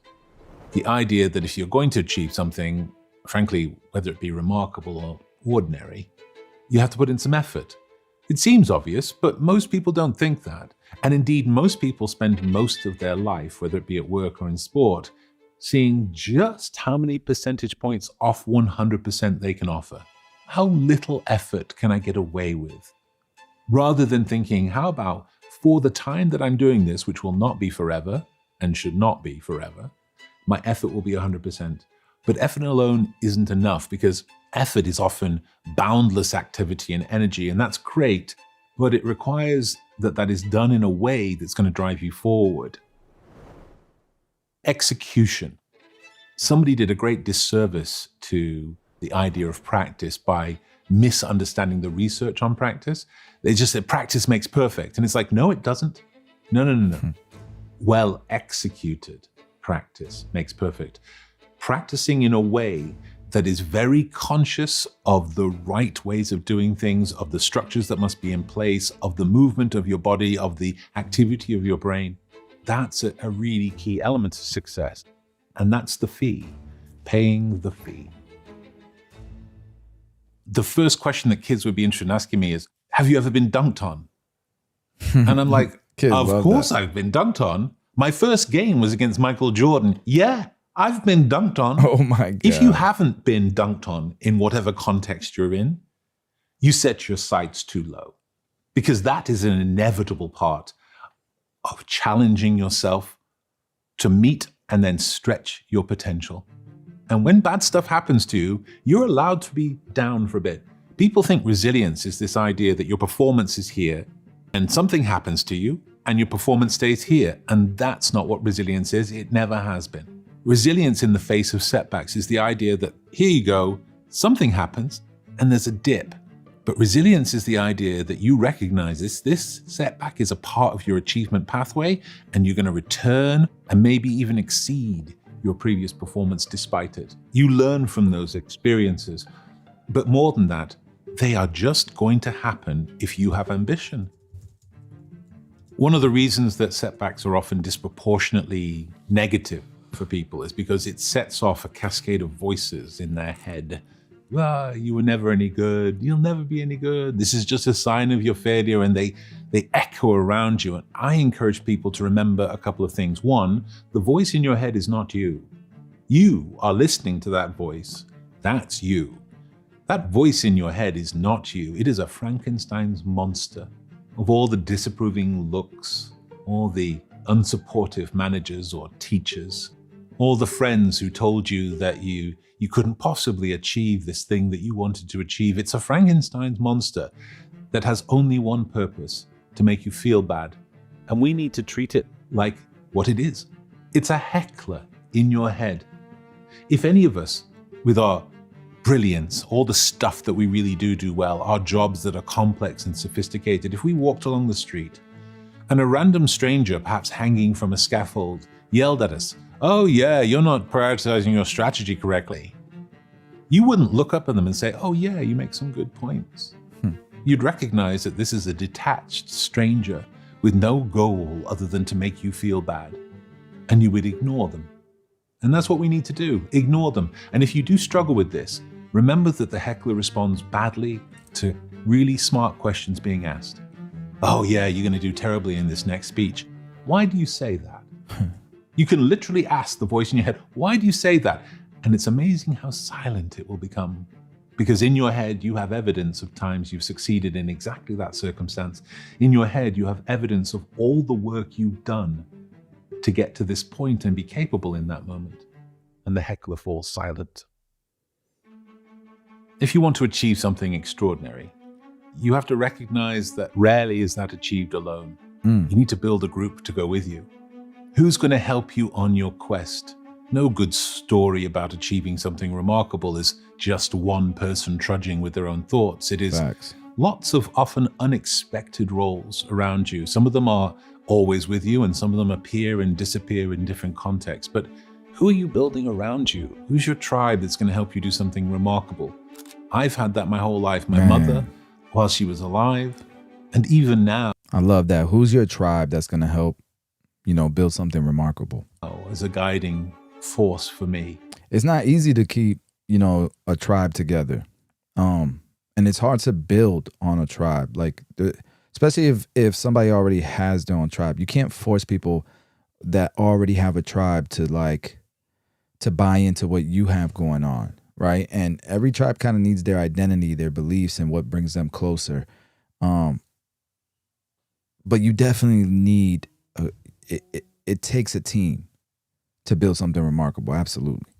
If you want to do that, right? My sisters, two very different people, but with skills and perspectives that has often slapped me when I'm being morose and cynical, as they do lift me. Who are these people who are going to see that vision of yours and hold you to it? In those moments when you doubt, in those moments when you're deciding it's too much hard work, who are those people who will support you? Build that group of people. Big bars. They will help you thrive. They don't detract from your success in the end. You don't need to deny that they ever existed, because only a fool believes that success achieved alone is real. Get smarter, faster dog with was in videos his from bag. the world's biggest. Yeah, I like this channel a lot, man. Big think. Shout out to them boys, man.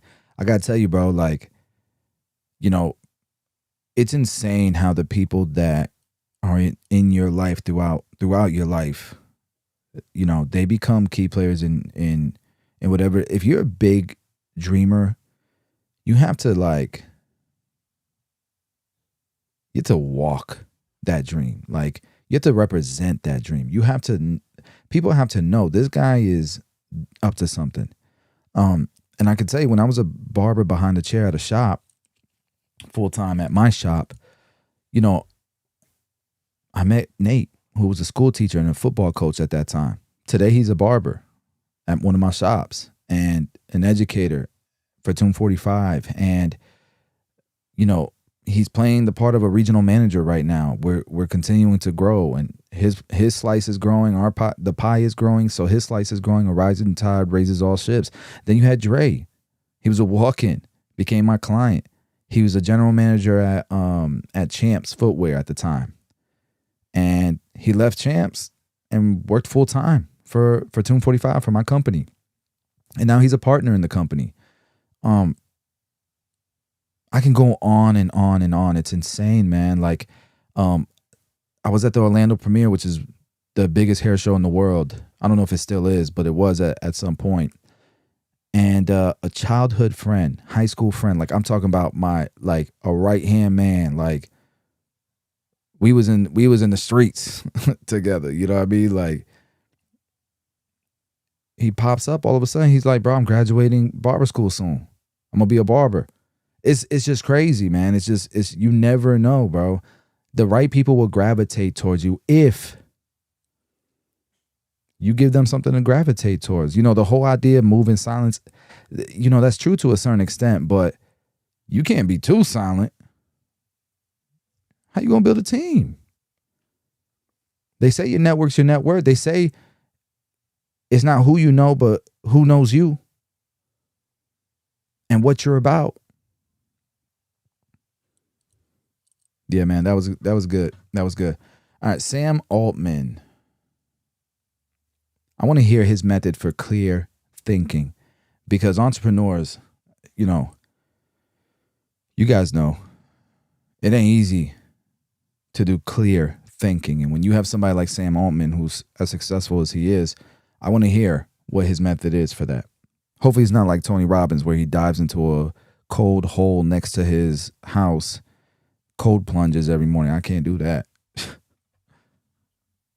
me about that. There's all these like fancy notes. By the way, I'm a huge note taker as well. Huge. Like, this is, I'll show you guys right here. If I can't. It ain't letting me. Hold on.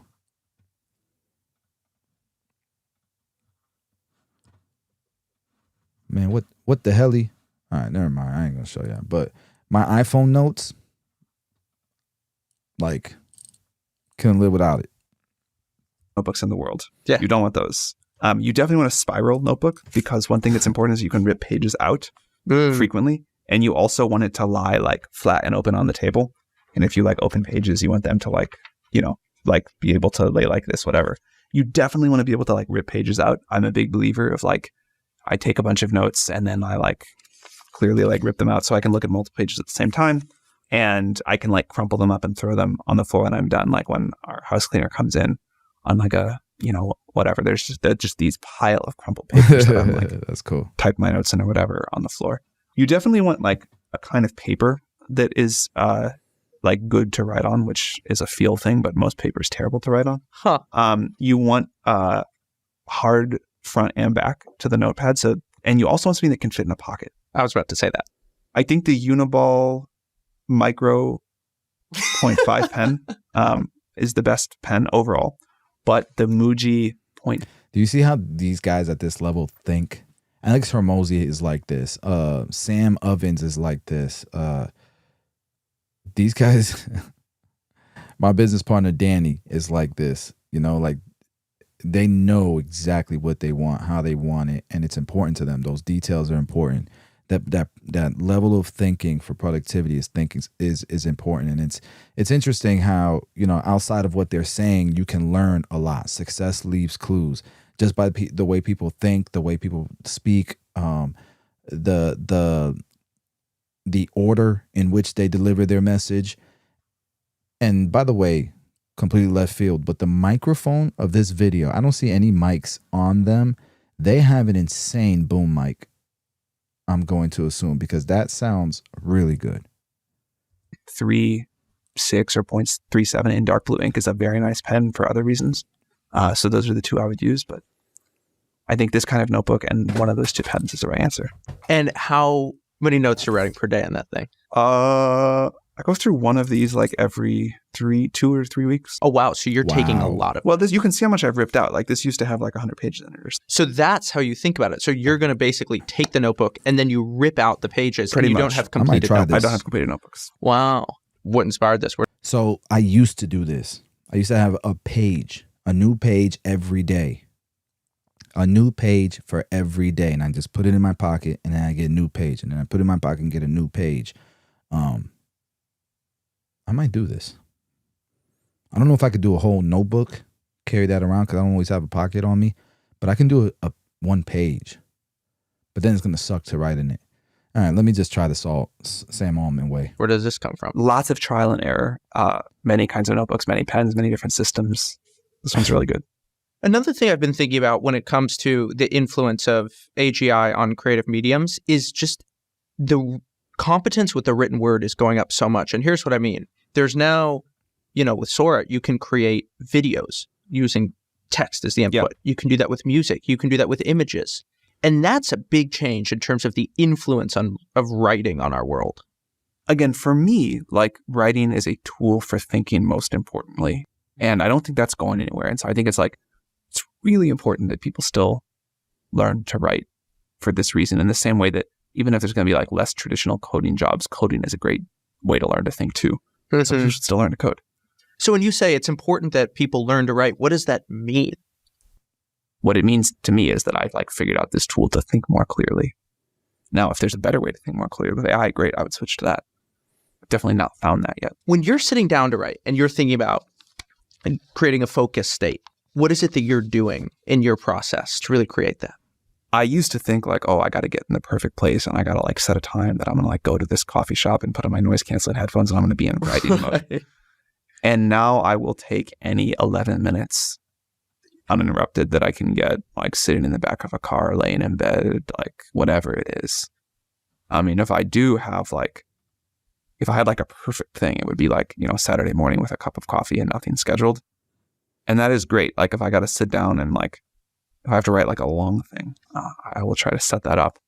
But most of it happens in short chunks in the back of a car. You know what I use a lot is I use the voice feature. I take it and I ask it to just clean it up. And I find ChatGPT to be so helpful with that because I'm much more generative with my mouth than I am with my fingertips. Interesting. For me, it's the opposite. Really? Yeah. I'm convinced there's ideas I would never have sitting and talking with people that I just need to sit and type for. This is obviously a very common observation, but figuring out the right amount of being with people, talking, getting exposed to a lot of ideas and then having some time alone to think, to write, to just sort of like do some deep work, whatever that is. I think obviously this is a super important pattern to a lot of people, definitely to me. My sort of like rough rhythm is I'm like, you know, in the office kind of nonstop all week. I have no time to think. It's just like kind of crazy packed. And then on the weekends, I have like long, quiet blocks and I'm not really around people. And that cycle is very important to me. And is that fractal? Like, do you sometimes take a few weeks off or anything like that? I used to. I think that's like really good. Like when I've taken like long chunks of time off, I would do like a month of like nonstop hanging out with people and then like a month of, you know, being in the woods, on the beach, whatever. That doesn't really happen anymore. Busy guy, man. I would assume he's a busy guy. Busy guy. That was informative. That was cool, man. I'm probably gonna try that notebook thing. I've been using my notes app and I'm enjoying it. But he's got a point. Like writing, for me, putting your thoughts from, you know, that's always been kind of my thing. When I used to work behind a chair at the shop, I would write everything down and then I'd put it into a spreadsheet so that I can track all my numbers. And writing it down, man, I always felt like if I went straight to the spreadsheet, I didn't really remember my numbers. But if I wrote it down throughout the day and then put it into the spreadsheet at the end of the day, I could tell you at any given moment what was going on in my business. Now, I wanted to watch this video, man. My son and my daughter, 3 days a week for like 4 hours a day. They go to this gym and they work out and they learn fundamentals of basketball. They learn different skill sets, shooting, and then they scrimmage. And it feels like, you know, they're just like in a training camp every day. And it's really, really cool. I love it. I love the program. And it's by a guy named Teddy Dupay. And if you know who he is, it's because he's the all-time scoring leader in Florida. And the guy, even today, shoots lights out. It's ridiculous how good he is. And he's small. Like, no offense, Teddy, if you're watching this. But he's not a tall guy at all. I'm like, I was always the shorter guy on my basketball teams. And I'm a lot taller than Teddy. But the dude is next level. And his IQ for the game, his feel for the game, his love for the game is we are blessed to be able to bring our kids to Teddy's program. My son last year could barely dribble through his legs. My son last year he didn't have the strength to shoot from three. Like he just had a basketball game in the playoffs where he scored 23 points, hit five threes. You know, and he just worked out for the first time as an incoming freshman with the high school team, and he played great. So I'm super excited for him. That's in just a year of being in Teddy's program. I can't imagine, you know, how much better he's going to get over the summer going into next year. Very exciting. But I saw this video and I wanted to watch it. The McDonald's All-American 3-point contest that Teddy Dupay played in. So, you know, I'm a hooper. So if y'all don't like this, my bad. But I just want to check it out. I'm working right now anyways. So. More than just great basketball, it's about helping others. Ronald McDonald House is the cornerstone program of Ronald McDonald House Charities and provides a home away from home for the families of seriously ill children being treated. If y'all don't know, McDonald's All-American is the best high school players in the world. The Ronald McDonald House for McDonald's, which is just a terrific organization that gives a lot of help. Or country, and I should say. Ted Dupay, who is heading to Florida next year, knows all about Ronald McDonald House and the good that it does. This is really special for me to give something back to the Ronald McDonald House because when I was younger, a friend of mine I used to play. That says 5'10". He's not 5'10". Teddy is not 5'10". I don't think he's 5'10". I don't want to do this, but I would say he's 5'8". I'm gonna say. Little League Baseball with. Maybe he is 5'10". I'm sorry. Vince Hamley, he was a real, great athlete, and he got sick. And he had to do tons and tons of time in the hospital. And, for months at a time, his parents would stay in the Ronald McDonald House. And, it's just, I guess, a way of me thanking the Ronald McDonald House for a lot of the help that they gave. That's cool, man. Well, you can tell that Ted Dupay has a big heart off the court. He has it on the court as well. He does have a big heart. He loves kids, and I'll say this: he's a man of God too, man. So, gotta love that. An outstanding three-point shooter. He won the three-point contest on Monday. Dave, big heart and a big talent.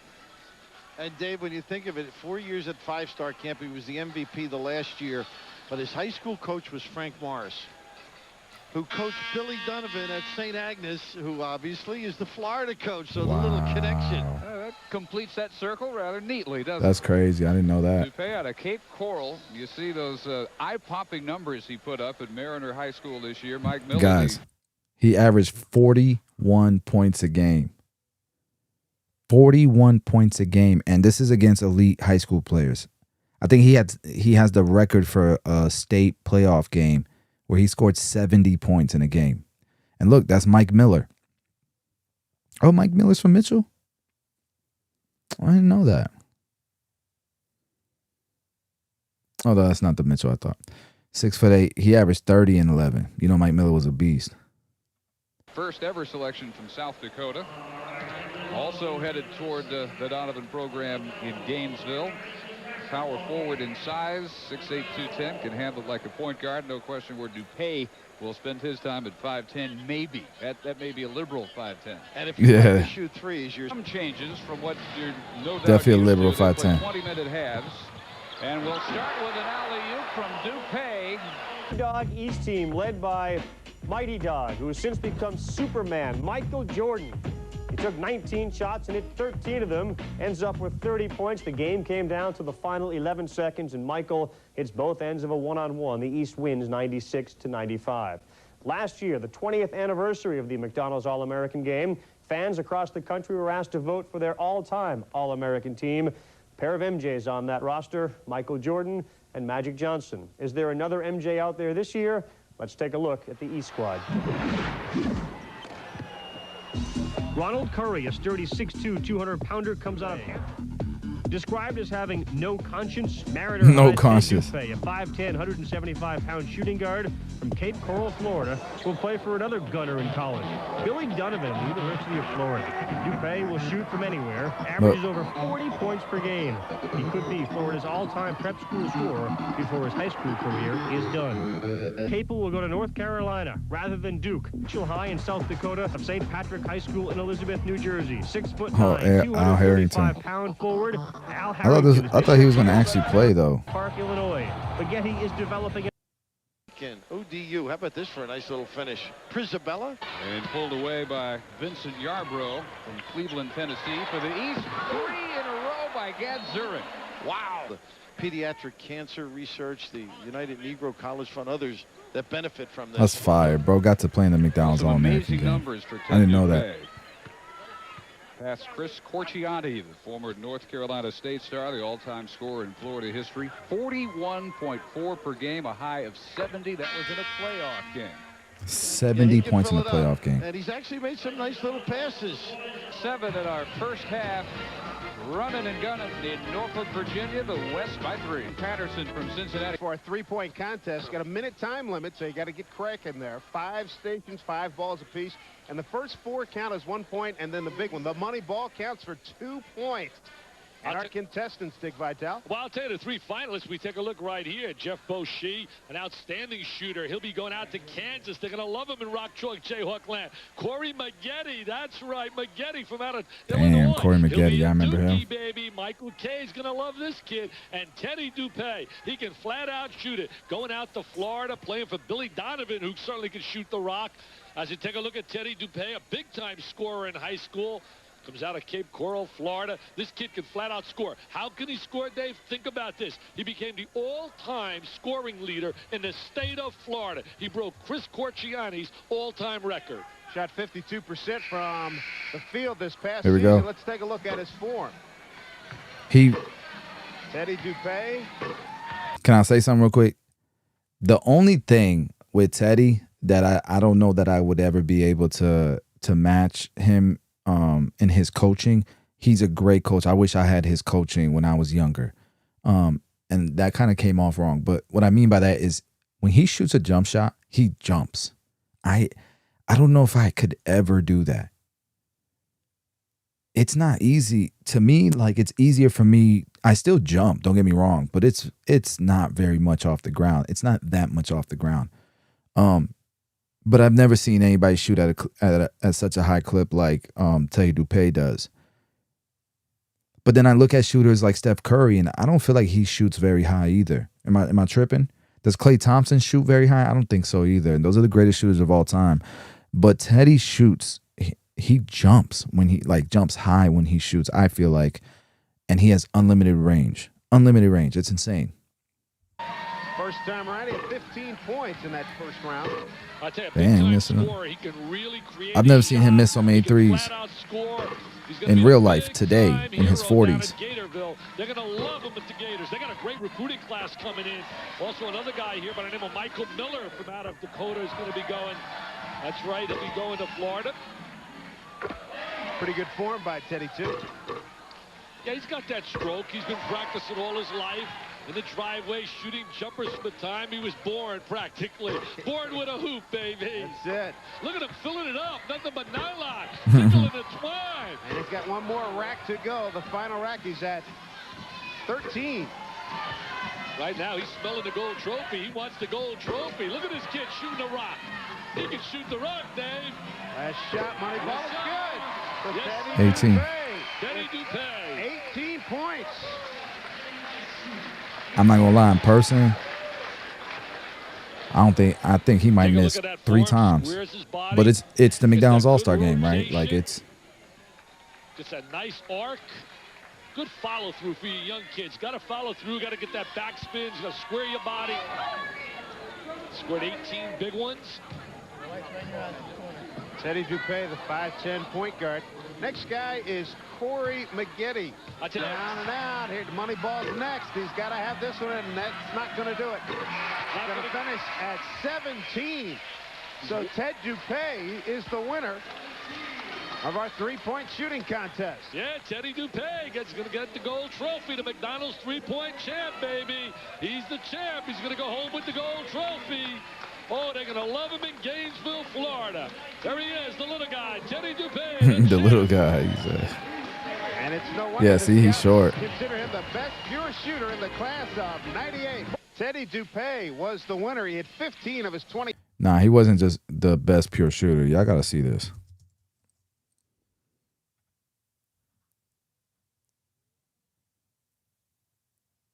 Look at this. In 32 minutes, 72 points.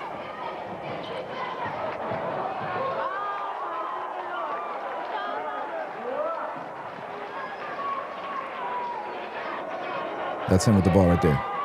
Bro, look at that pull up, bro. Splashing that shit from the volleyball line.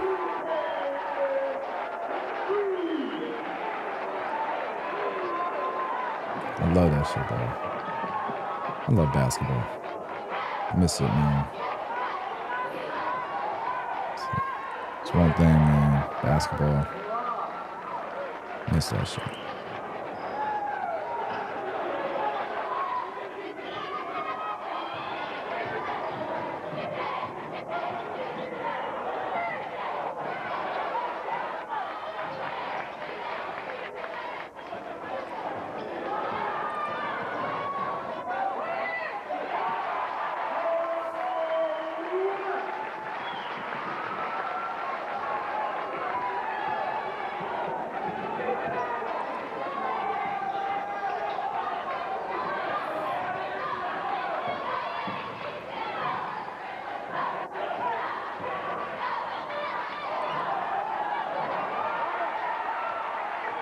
Give it up, bro.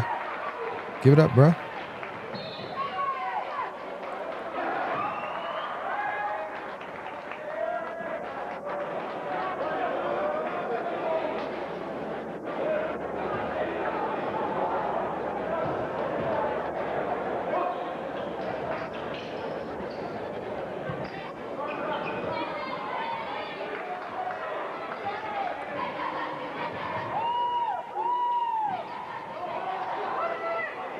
Hey, he's shooting too much for me. You shooting too much, bro. Get the ball to Teddy. You shooting too much, bro.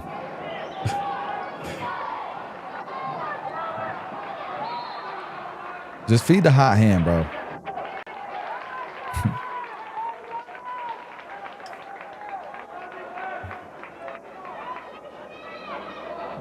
All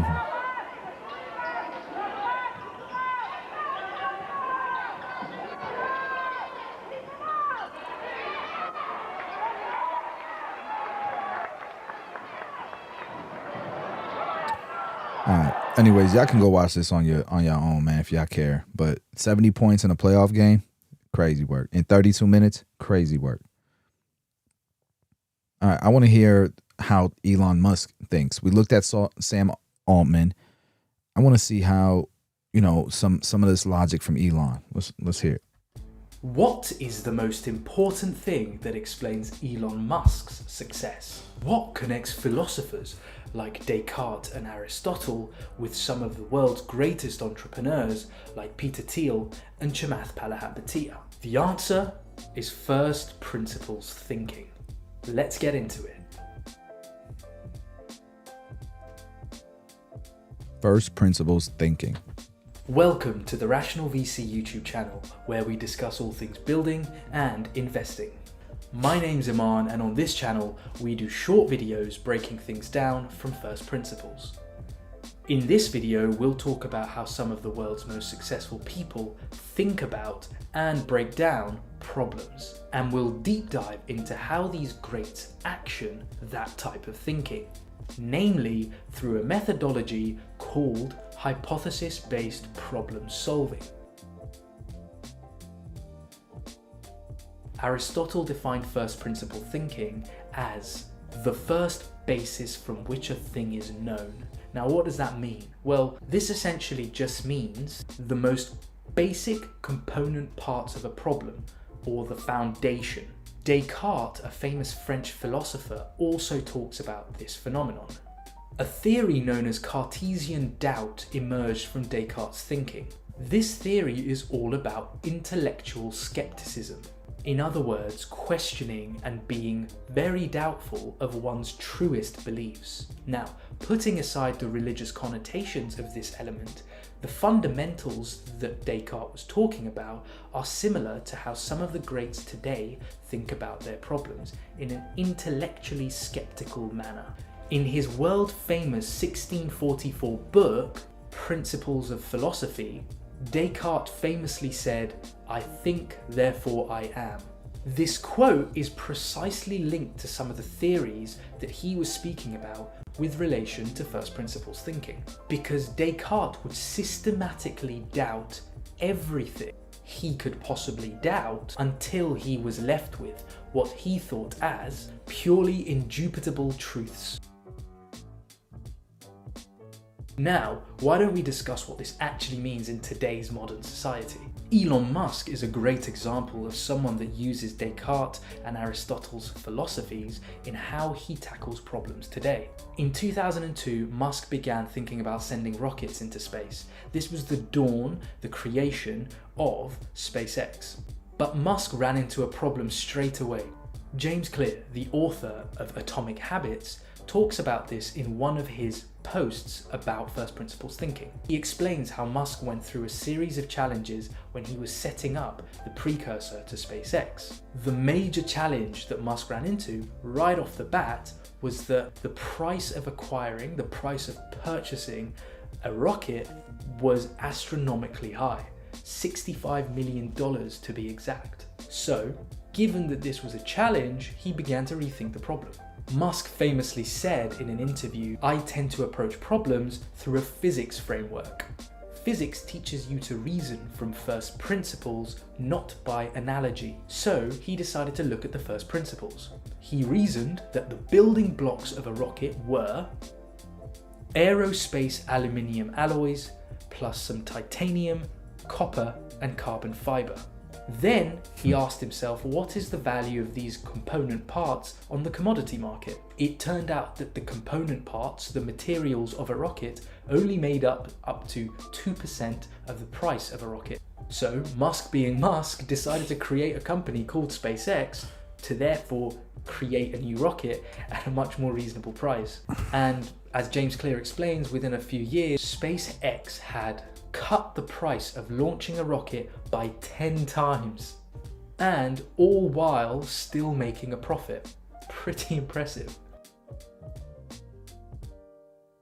So, given we've talked about historical examples and the philosophical angle to problem solving, and then we've looked at it through the lens of a modern problem that Elon Musk has used first principles thinking to solve, let's deep dive into actually what problem solving is.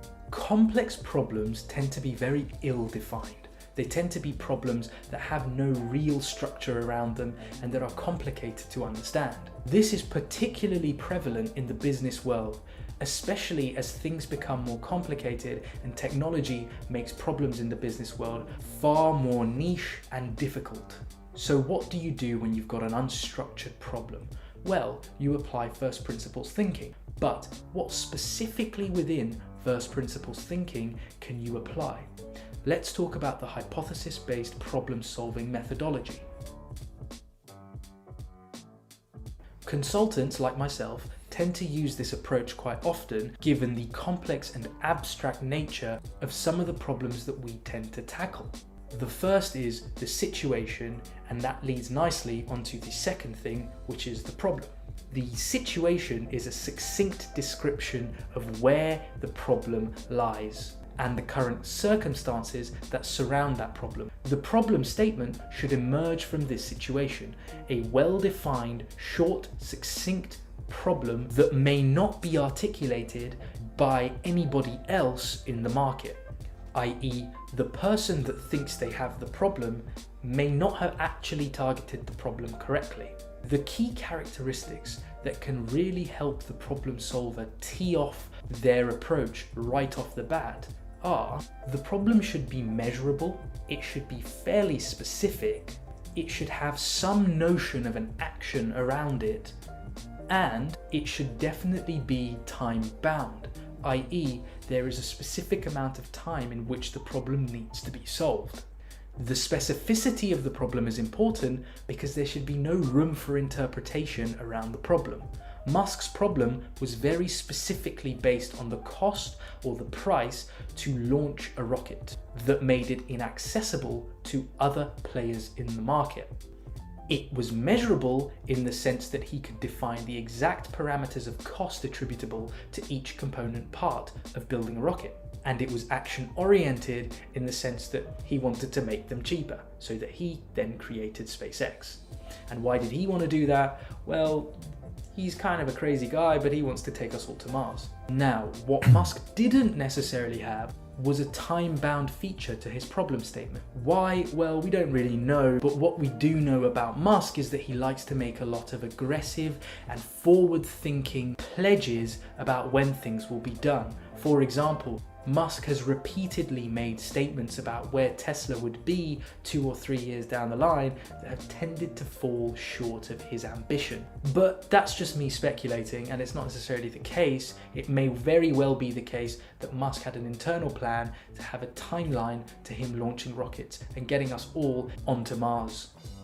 The third and fourth components of building out the right hypothesis-based problem-solving approach are the opportunities that emerge and the hypotheses that are built on the back of those opportunities. The opportunities are a list of 3 to 5 mutually exclusive, collectively exhaustive questions that, once answered, solve the problem statement that has been defined earlier on. Now, what the hell is mutually exclusive, collectively exhaustive? Consultants like to shorten the term to MECE or MECE. And all that means is breaking down these questions into components that don't overlap with each other. And the collectively exhaustive part of MECE refers to ensuring that no issues have been overlooked that are relevant to your problem, to be as collectively exhaustive as possible when thinking of the questions that need to be answered. The purpose of coming up with these mutually exclusive, collectively exhaustive questions is to... I ain't gonna lie. This was boring. Georgie, don't clip this. This was boring. Shit. Now, Tom Lee, he's talking about the Trump-Elon feud, and it doesn't change the fundamentals. Thank you, Tom, for reporting this. I needed it because I'm down like 200%. Shit. Let's listen to what Tom Lee has to say. Make me feel, you know, Hi a little there. bit better about This my is Tom Lee. I'm the Chief positions. Investment Officer of Fundstrat Capital and the lead portfolio manager for Fundstrat's U.S. Large Cap Granny Shots ETF, ticker GRNY. This is the update for the week of June 5th. First, let me cover some particulars. At the end of the period, price was $20.81, net asset value of $20.83, and total assets of $1.12 billion. For the past week, Granny Shots rose 1.7%, while the S&P rose 1.9%, or roughly 22 basis points of underperformance. Year to date, Granny Shots is outperforming the S&P 500 by 450 basis points. And as you can see here, in each of the last 3 months, Granny Shots has outperformed the S&P 500. On today's macro, I do want to just focus on the feud between President Trump and Elon Musk and its effect on Tesla, which is a Granny Shot. The dispute has a lot to do with President Trump's One Big Beautiful Bill. Elon Musk has claimed it is expanding the deficit and it's wasteful. And of course, this would lead to a feud. And it escalated fairly quickly on Thursday. It started with, again, the usual criticism by Musk, and President Trump then said Elon was wearing thin and claimed Elon Musk was just upset because the EV mandates were eliminated. Now, this enraged Elon Musk, who called him a liar. And Trump responded by saying that they would end government subsidies and contracts with Elon Musk. And then Elon Musk took this another step and said that President Trump is in the Epstein files. And of course, this took it to another level. And President Trump didn't escalate it from there. He just says, you kind of wish Elon Musk had left earlier. And then Elon followed up his tweet with another saying that he is going to decommission the Dragon spacecraft immediately. So, of course, this got many people worried that this needs to de-escalate quickly. Now, Bill Ackman, for instance, said he supports both sides and that it's better to make peace. And Elon actually responded to that saying, you're not wrong. And Elon showed some humor. This is a tweet about DNC headquarters, and Elon Musk responded but with a laugh. And even somebody with only 17 followers said, this is a shame, this back and forth. You're both better than this. Cool off and take a step back for a couple of days. And Elon Musk responded with, good advice. Okay, we won't decommission Dragon. So it looks like things are cooling off on Elon Musk's side, but there was a lot of damage to Tesla shareholders. It started with Elon's tweet about the Epstein files. Tesla, which has been down roughly 7% from its highs, fell 14% almost immediately after that tweet. And that's because investors thought this was actually taking this to a new level. And of course, I think Tesla investors are used to this. But if you take a step back and look at Tesla from its 2010 to now, when it went from $1 to $280 today, that decline that we're seeing recently really looks like it's just coming back to support. So I don't think the long-term picture really has changed all that much for Tesla. And let's just review the competitive strength. Tesla has a lead in EV design, a lead in manufacturing electric vehicles. They have a robotaxi product coming soon. It's going to start next week. And they have a competitive, vastly more competitive robotaxi design that costs roughly 1/4 that of the nearest competitor. And Tesla is planning to launch or to introduce Optimus robots that actually have not only finger dexterity, but as you may have seen in some of these videos, a lot of movement dexterity. And of course, there are drones potentially in the future. So when you look at the suite of products that Tesla has, it is pretty unmatched. And then there's the possibility that they may merge xAI, which is their AI unit, which also owns the platform X.com, formerly known as Twitter. And with all that, I would say that Tesla, of course, still holds all of its advantages. And so we aren't too concerned about the decline. Now, I thought we'd visit a name that fell last week and we talked about, which was FICO, and that because it became part of the bullseye of the White House. And we said, give it a week or two to see what would happen. Well, FICO had already started to bounce last week, and in the past 5 trading days has gained another 6%. So it is now up 20% from its lows. And so It's not Damn. great looking from what I'd say technically, but it still has a place in granny shots for now. And now in terms of the broader granny portfolio, the top 5 performers in the past week were Palantir, Oracle, GE, Robinhood, and CrowdStrike. The bottom 5 performers were MicroStrategy, Eaton Corp, Bank of New York, Arista Networks, and Cadence Design Systems. From a theme perspective, the best performing theme has been energy and cybersecurity, led by Palantir. And then our style tilt, which is a seasonal product, or sorry, a seasonal portfolio. And bottom line, just keep in mind, this remains the most hated V-shaped stock market rally, and I think that's what keeps pullback shallow. I'll speak to you soon. Thank you. That's good. That's good news. Good stuff. Good stuff. Good stuff. All right, guys. Y'all want to see my website so far? My wife's website so far as we have it going. All right. It's coming together, though.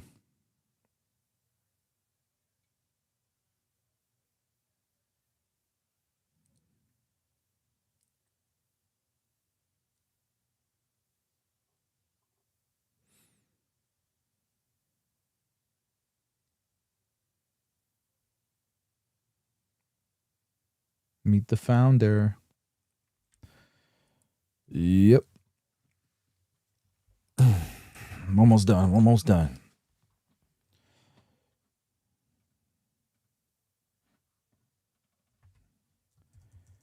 Free shipping. Orders over $75.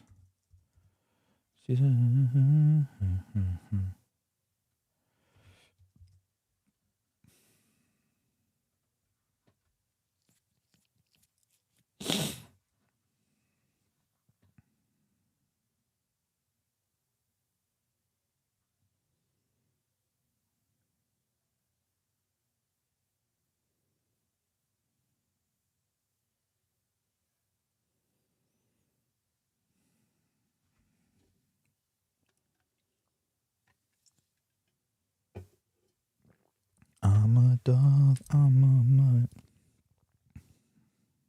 All right, we're going to sell 4 bottles.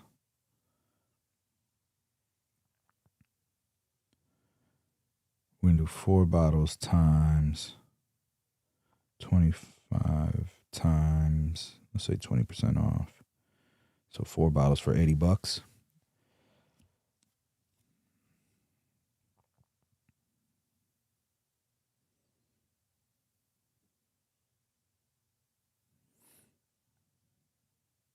Okay, I like it. And we'll do wholesale too.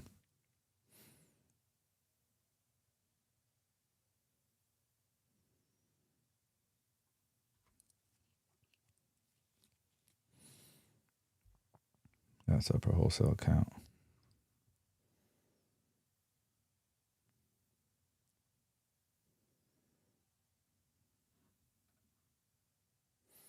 You know what? I don't like the way that looks. So what we're gonna do. I'm a dog. Can't get that song. Can't get that song in my head, bro. What the hell, man?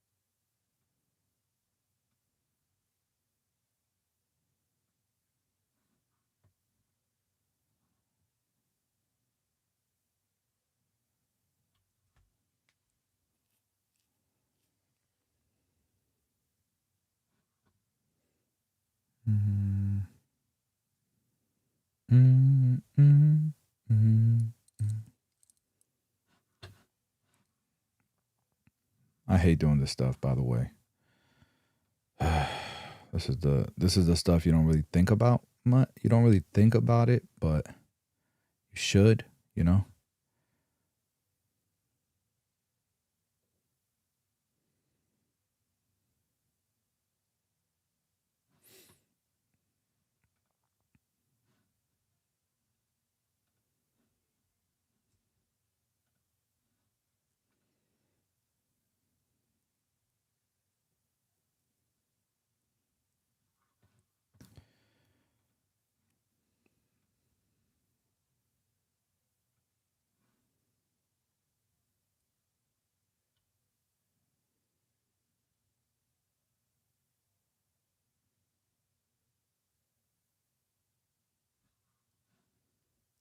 I don't know that we're bringing that back, man. We had inventory for so long. Like merch, that type of merch is hard to sell for a barber brand. We do need to get clothing and merch, but it needs to be more lifestyle stuff. If we're gonna get rid of anything, you know.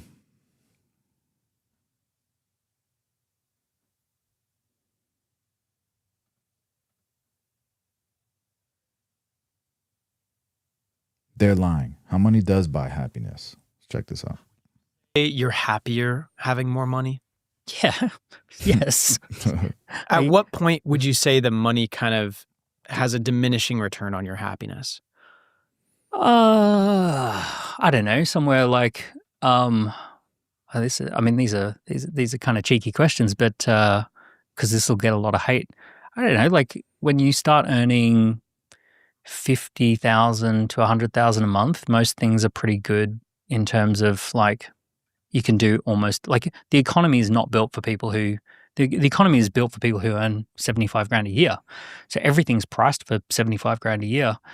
So everything is essentially made to be affordable for people who are on normal wages, provided you don't go into super luxury environments that are built for the super rich. In the normal world, if you're earning, $500,000 to $1 million a year, like the world's pretty much your oyster. You can, do all those sorts of things. I don't know. I haven't hit that point. More money's great. I don't understand all these people who are like, boo-hoo, I made money, but it didn't make me happy. It's like rubbish. It did not make you happy. I don't understand. Right? You removed all the things that made you unhappy for starters. You might still be left with some things that money can't solve. Money can only solve money problems. But most problems can actually dramatically improved. One thing I will tell you about it, I was super happy when I was broke. So I moved out of home. I was living on a concrete, I took a garage floor, put a carpet on it, put a mattress on top of that. So I was 18 years of 1 week, and I was so broke that I would go to the vegetable and butcher shop and ask for the offcut boxes and what can you give me for a couple of dollars? And I'd make that sound like Graham last Tuesday. I know. Make that into a soup. Yep. And like my hobby was walking in nice neighborhoods because that's all I could afford, just walking. But at one time I was pizza delivery driver, barman, door-to-door salesperson, running my own nightclub parties, trying to do university, crazy stuff. And doing everything I knew how to do. I was making barely enough money just to just survive. And I could only really survive on things like canned tuna and pasta. And I learned how to make this canned tuna pasta dish with some tomato sauce in it, horrible stuff, right? But I figured out how to make really cheap food, and I got a parking ticket, and I had to eat just nonstop Special K breakfast cereal for a week so that I could afford the parking ticket. So I've been there. But the thing I will tell you about myself is I was super excited because I'm like, this is just part of the journey. I'm gonna be flying one day. I'm gonna remember what it was like to start at the total bottom. So you always knew you were going to be rich. I was optimistic. Yeah, I was super optimistic. You had the confidence. Yeah, I'm also I'm quite a happy person. See, that's the thing. I mean, I was trying to isolate the one thing that I feel like differentiates a lot of the people that are successful versus are not successful. And it seems like you're coming from the perspective that it's knowledge. Like they need to go in and get the experience, be with the right circles. We might have some in the warehouse, but I'd have to go look in the warehouse, to see, or hit up Dre. He's always in the warehouse. So I have a feeling that it kind of starts a little bit before that in terms of faith. Like you had the confidence and faith that if you did the right things, that the universe would reward you. But I think a lot of people, they have good aptitude. They're intelligent people, but they just they don't have the confidence that if they do the right things, the good things will happen. Yeah, that's probably true. And I'm probably super lucky that I got as I say, luck is a big part of it, but it was interesting. It's like a dance with luck. You do some stuff and then you get lucky, and you do some stuff and you get lucky. So for me, I took this huge risk to put on my first nightclub party when I was 18. And I rented the top nightclub in town. And then I approached McDonald's to be the sponsor, and I approached the radio station to be the sponsor. And they said yes, but I had committed to this venue. And then I run this nightclub party, and I think I made I don't know, $5,000-$6,000 in a night. And like, it was all cash, and it was like, wow, like this is amazing. Like, this was amazing, huge. And then I ran 6 of those that year. But then because I had done those nightclub parties, John took me on as his apprentice. So when I sat down with John for that first conversation, my mentor, he only took me on because he'd seen me hustling and creating the nightclub parties. So that luck came from this hustle. So bit of hustle, bit of luck, bit of hustle, bit of luck. Yeah, I think you got to keep, like, in my mind, there's no choice. You just have to stay positive. You have to have your eye on the prize. The alternative is being miserable, and it repels people. Is there anything that you've spent money on that's not worth it? Normally cars and sports cars and things like that are not, like, it's shocking how physical things become extremely, like, they lose their shine so quickly. Like, I remember, you buy a really nice car. And mind you, there are nice cars and then there are really nice cars. You buy a nice car and it becomes a daily driver really fast. It becomes like the most normal thing. The value relative to the enjoyment drops off a cliff within about 3 to 6 months on those sorts of things. Experiences are always the best. Taking family on holidays, going to nice restaurants, putting together a group of, like, like, my wife puts on this amazing Christmas party every year, and like, we invite all of our friends from the year and, bring people around to the house, and she has like a jazz band and a magician and, those kind of things. And those experiences, that stuff is just such a positive. So I think experiences tend to be really great. Having a fitness trainer is definitely a win. The negative stuff is all the status orientated stuff. Like the status treadmill is such a loser's game. Like, getting into the whole, like, I have to have Louis Vuitton everything, and then if I'm not seen in Louis Vuitton, then it's a disaster. Or like, just being on this treadmill of having to spend 6 times as much as what it should cost on everything. Like, I don't know. For me personally, I just haven't found that is, the juice is not worth the squeeze there. What do you think? Yeah, I would say, in terms of things not being worth the money, 100%, I think status symbols like that, if you're buying them for that symbol, then I don't think it's worth it. I think expensive clothing is really not worth it. I think, and then a nice watch is actually it's worth funny it. enough, a lot of the watches have been gifts. Yeah. Believe it or not, I wear them all the time. And the watches hold their their value and they last a long time. Yes. So actually, I would say that they're not, they don't necessarily, the things that drop precipitously in value, like clothing, cars, those things tend to be. Yeah. Plus, a watch will get the right kind of attention, whereas like a Gucci, It just depends on the watch, bag. too. Yeah, it depends on the watch. Yeah. Going into debt for stuff, really, like, I know in the US there's a much bigger culture around just going to debt for stuff. I find personally, I just don't really like being on a debt treadmill for something. God, it better be worth it. What's your advice to broke people? I think environment dictates performance. That get around an environment where people are succeeding. You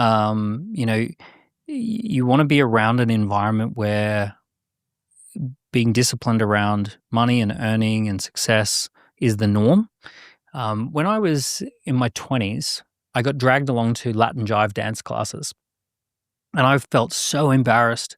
I thought, like, who goes to dance classes? And I just thought that's so, like, counter to my identity, and I just didn't think this was a good thing.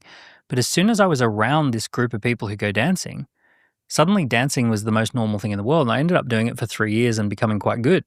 And I remember just this idea of environment dictates performance. When you get in the environment, it becomes normal to do different things that you didn't think you would do previously. So when you're in an environment where everyone around you is saving, investing, starting businesses, growing businesses, having conversations about trends and performance and teams and all of those kinds of things, it just immediately kind of just levels you up. So like do whatever you can to either virtually be in that environment, which means you have a content diet that supports growth, like listening to these podcasts and that sort of stuff. And then an actual physical environment where you hang out with people, and you can be the one to put that together. So you can reach out to some people and say, hey, I want to put together like a monthly catch up where we get together and just talk life, liberty, and strategy and happiness and all of those kinds of things. Do you want to come along? Do you want to be part of it? You know, so you can even create a little environment like that.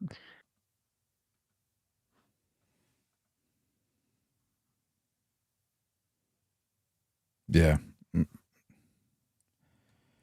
People got to stop regurgitating that shit, bro. That, you know, money don't make you happier. It does. But at the same time, you know, there's extremes on both sides, you know, so it's just balance, bro. It's just balance and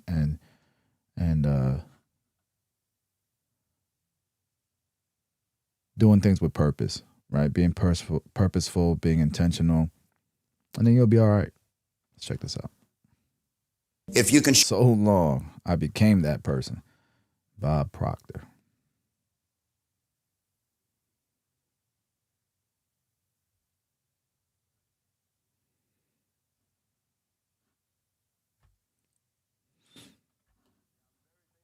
Opportunity, and today I apologize we're not going to do the live demonstration, but hopefully I will still learn a little bit about some hair techniques. But I want to go over two main things today. I want to go over overcoming limiting beliefs and utilizing social media to grow your business. So who knows what a limiting belief is? Come on, man. Raise Everybody knows. Everybody knows, brother. Nobody? Yeah. No. So with public speaking, bro, that's how you set yourself up for failure. You can't, like, that's how you put somebody to sleep. They've heard, you know, it's like, you can't start there. You can't start demanding participation right away. And you can't do it with such a generic question, such a broad, like, not a broad question, but such a generic, like, everybody knows, man, what limiting beliefs are. Not believing in yourself? Yeah. So earlier, he said he wasn't good enough to cut or to post his content yet, right? Your cuts? And I said that was a limiting belief. So the definition of a limiting belief is a false or inaccurate thought or perception about oneself, others, or the world that restricts a person's ability to pursue their goals, desires, and potential. For sure. So, does that kind of clear up what a limiting belief is? You're letting your own beliefs about yourself, others' beliefs of you, or just the world in general dictate whether you're going to pursue your dreams and goals or not. So, who knows the best way to promote your business in 2025? Word of mouth. Social media. Social media. Yeah, perfect. So, with a show of hands, does anybody feel like their self-criticism keeps them from promoting their business on social media? Yeah. Raise it higher. So everybody else, if they see you raise it, everybody else will raise it. So just them? Nobody else feels like they are too hard on themselves and that's why they don't promote their work? It's safe to say I used to be like that. Okay, yeah. So what was the biggest thing that changed when you decided? Exactly, there we go. Do you feel like you tried to perfect everything for the longest time? Yeah. So perfection is the, my bad, is the killer of progression. So if we desire to be perfect, it's only going to slow us down from progressing. Now, if you knew exactly how many times you needed to fail in order to succeed, you just want to fail as quickly as possible, right? So if we're trying to be perfect all the time, we're never going to fail, learn, and eventually succeed. So I could tell you a little story about myself. When I was 14, I started cutting out of my parents' house, just in my room. I'm sure some of y'all could relate to that. And I would take pictures. We weren't taking videos back then. It was just pictures of my haircuts. And a week would go by and I'd get better at cutting hair, right? So then I'd go back and look at that picture and I'd be like, dang, I got better. Let me go delete that picture and I'm gonna post a new one because I got better. And then like that cycle went on for 6 years and I had nothing to show for the last 6 years that I just cut hair. No progression. I wasn't, I had no proof of my journey. Like I didn't document none of that. It was all gone because I deleted it because I was too hard on myself and I wanted to be perfect. So I would delete the stuff that I didn't feel was good enough, even though barbers who had only been cutting for a year or so would probably love to see the progression. It would probably inspire them. And I didn't even have nothing to be proud of to look back on. And it wasn't until 2 years later, and I was charging 40 bucks still in my parents' house. A really long day. It was like a Friday or Saturday. And I cut like 12, 14 heads that day. Made like a good amount of money, but at the end of the day, I was just dead. Like 14 cuts, 40 bucks each. And I was taking like an hour, 15 on each cut. You know, I got well behind schedule. It's probably like 12, 1 o'clock. And I finally sit down and I'm like, dang, I'm beat. And the best barber in my city in Roswell, not far from here, he was only charging 40 bucks. So I'm charging 40, he's charging 40. And in my head, I'm like, is this the rest of my life? Like, this guy's charging 40. Is this just the beginning of the rest of my life? I'm just gonna be cutting 14 heads a day at 40 bucks for the rest of my life? And I'm like, I'm just living with my parents. I'm not supporting a family. I'm not even supporting myself. And I just made like the most money I could possibly make. Well, my back is hurting. I'm 22, it shouldn't be hurting like that. And I'm sitting there and I'm feeling just like, dang, like this is the rest of my life. And then what do you do when you're just like done for the day? You doom scroll, you know? So I'm doom scrolling Instagram and I see this ad from a barber coach. And at the time, like, what is a barber coach? You know, that was like 3 years ago. I was like, barber coach. And he's talking to me and he starts speaking to my soul. He's like, are you charging $40 a cut? He was like, are you in a small city where nobody is charging anything over 40 bucks? He's like, are you posting content on social media, but it's not getting you anywhere? And at the time I was posting like 2 to 3 times a week, not as consistently as I should have been, but I was still emotionally attached to the results. Even though like you make some quantum leaps in the beginning of your haircutting journey, right? But comes a point where you start to make less progress over time because you perfect and master your craft, you know? So I had like mastered my craft, but when a post didn't get a lot of likes or a lot of views, or somebody commented something hateful, I would delete it. So I was still not progressing. I was still deleting stuff, and I was just throwing up videos, you know, like throwing darts at the wall, just like hoping that one of them would hit or get me a client or something. And he's like, are you posting content on social media, but it's not getting you anywhere? And I was like, man, I was like a deer in the headlights. He was just speaking to me. Long story short, I invested in the dude's program, and he taught me everything I needed to know about social media, told me to stop deleting my content, got rid of my limiting beliefs.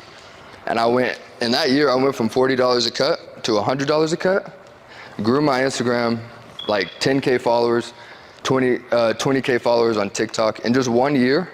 But I tell you this to like show you, like I had 2 limiting beliefs. One of the things I always ask, or I try to ask, or I ask when I'm helping barbers with this specific topic is, okay, so you went from 40 to 100, whatever, a haircut, and there's an increase there. There's an increase in your social media. Was there an increase in your bottom line? Was there an increase in your top line? And was there a decrease in how much time you're in the shop? Chances are, with the bottom line and top line, a lot of times it's the same. And sometimes it does free up time, but a lot of times it doesn't, because you go from doing 45 minute haircuts to hour and a half haircuts.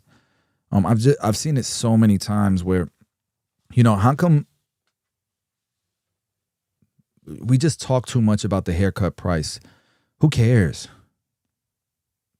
At the end of the day, what are you taking home?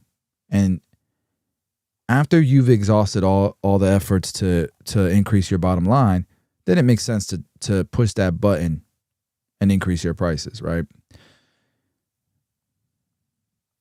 So I'd love to hear barbers, talk more about, that, because at the end of the day, that's the number that matters. Shop with no money.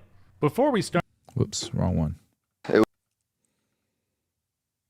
was I can't charge more than 40 bucks because the guy in my city that's the best at cutting hair, way better than me, is only charging 40 bucks. How could I ever charge more than him? Yeah, you know? that's not true. And then the other one, it was social media didn't really work.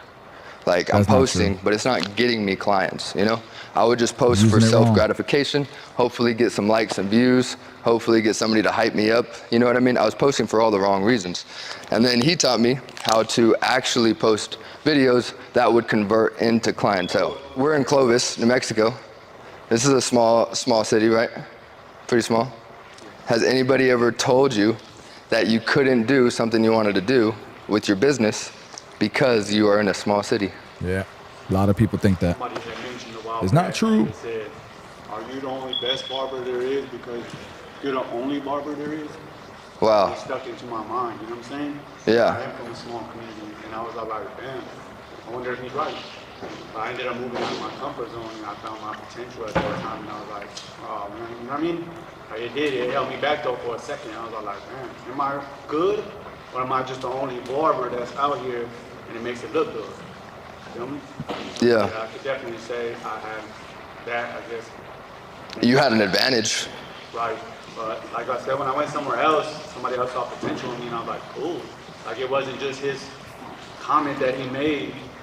It's beyond that, you know? Yeah. So I don't know, I guess I took that criticism and ran with it. So that's why something that stuck in the back of my head for a minute. Think like, was that dude right or not? But yeah, because it's not the best barber. It's the best known barber. Because I told y'all, that barber that was charging 40 bucks, best barber in my city, he's probably maybe still better than me. There was barbers that work at my shops that are better than me. You have no idea who they are. You know, but I go to any place in like Roswell and somebody knows who I am, you know what I mean? Not to say that to brag, but because I post 3 times a day on social media, somebody's gonna see it eventually. So it's not the best barber, it's the best known barber, and you really just had an advantage. That dude, you know, he got some coaching, he got information and conviction and pushed to believe he can do it because somebody else shared their results and showed them that it's possible, and then he did it. And he put in the work. The guy's got work ethic. He's obviously a smart guy. Congrats to the young man. Was talking negative on you, like, I'm glad it helped you motivate you. It helped motivate you, but like, you really just had an advantage. You know what I mean? Because you were the best known. But it's good that you got out. Where did you move somewhere? Yeah, I ended up taking off from that town. I mean, I go back to that town. Oh, so you came here? I actually came here recently, but before that, I was in Las Vegas, New Mexico. Mm-hmm. And I went to Straight Blade Barbershop, and that's where dude was like, yo, I see potential in you. Like, you're always going to have a chair here with me. And I was like, damn, for real? So it was a new environment. It definitely was a different thing, you know? For sure. Because when I got out there, I posted pictures, and that's exactly what had happened. I started getting shitty-ass comments. I got barbers here, just go back to where you came from. And I was like, all right. Yeah, if you know anything about social media, a comment is a comment. Engagement is engagement, and if it's a negative one, people love the negativity, so they're going to reply to it, and they're going to push your post more into the algorithm. Now, so I used to delete the hate comments or delete the post in general, right? Now I pin the hate comment to the top of the captions. So everybody that watches that video gets to see what the hater said, and now it's going to get another comment, and it's going to push it to the next guy. And like any real one knows a hater when they see it. So really, it really shouldn't even. It really just hypes me up. When I see hate, I get happy. Like, I swear.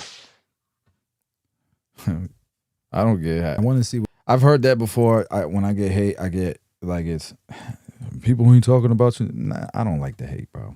I ain't gonna lie. This shit is exhausting, bro. And it gets worse and worse and worse and worse. And it's never in person.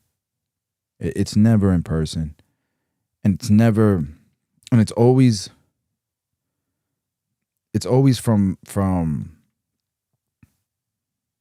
it always comes from weird places. Like, it's just, and then people try to like dehumanize. Like, it's just weird, bro. I'm not a fan of the hate. I don't want no hate, bro. Even though I know people hate whatever. And it's not like it's gonna affect, you know, yours or mine success, but I don't like it. I don't want it. I don't even want to pay attention to it. I want to be around people who are haters. I don't even like if I catch myself feeling like I'm hating, I'm like, am I hating? yeah. I don't want to be, hell no, I ain't trying to be no hater. In today's video, we're going to talk about how you can start a barbershop with no money. Before we start, don't forget to give us a thumbs up and click the bell icon. All right, so there's all kinds of ways to get funding. Now, I would not do MCAs. I wouldn't do any expensive types of lending, stuff like that. And I wouldn't go get a loan if it's your first shop, unless you have, unless somebody's helping you, you have a mentor, you have a partner who has experience in opening a barbershop, not in business, but in opening a barbershop, because it's different. There's stupid things like the verbiage in your leases, subleasing, who's responsible for the HVACs, how big the HVACs are. The barbershops are not a regular retail store. There's a lot of in and out foot traffic. So you need bigger HVACs than code, not even code that a GC would typically put, that it calls for, that specific unit calls for, I should say. There's all kinds of things, man. And then finding barbers and creating a culture and the systems. And, if you wanted to open a shop, go take a course, go get a mentor, go take a class, an in-person one, a workshop if they have them. Go learn. I highly recommend working in a shop first and learning as much as possible while you're there, taking ownership of things and not being a complainer. But just see it as interning, right? The more responsibility you have in somebody else's shop, the more wisdom you're gaining, risk-free. So when you go do open a shop, you have the conviction. It's not that you need the money, because you can go get it from the bank. And it's not that you need a business partner. Unless they're bringing something to the table other than money, I'm not partnering with people. To be notified for future videos. It's got to be smart money. It's got to be smart money. Opening a barbershop can be a great profitable business if run properly. According to the Bureau of Labor Statistics, the average annual revenue for a barbershop is anywhere between $200,000 up to $500,000, depending upon the range of services and reputation in the market. Keep in mind, being a barbershop owner is not limited to those numbers by any means. Barbering depends on a multitude of factors that can drastically change the income of the barbershop as a whole. Their location and the quality of the barbers you hire is also a big factor. Try offering more services to your clients so they get the most out of your shop. Their work not only involves executing a precise haircut, but also performing any number of techniques to the face, scalp, beard, and mustache. Barbers trim, cut, shape, and taper hair. They also often provide facial hair maintenance, custom shaves, and several grooming services, such as shampooing, styling, coloring, and massages.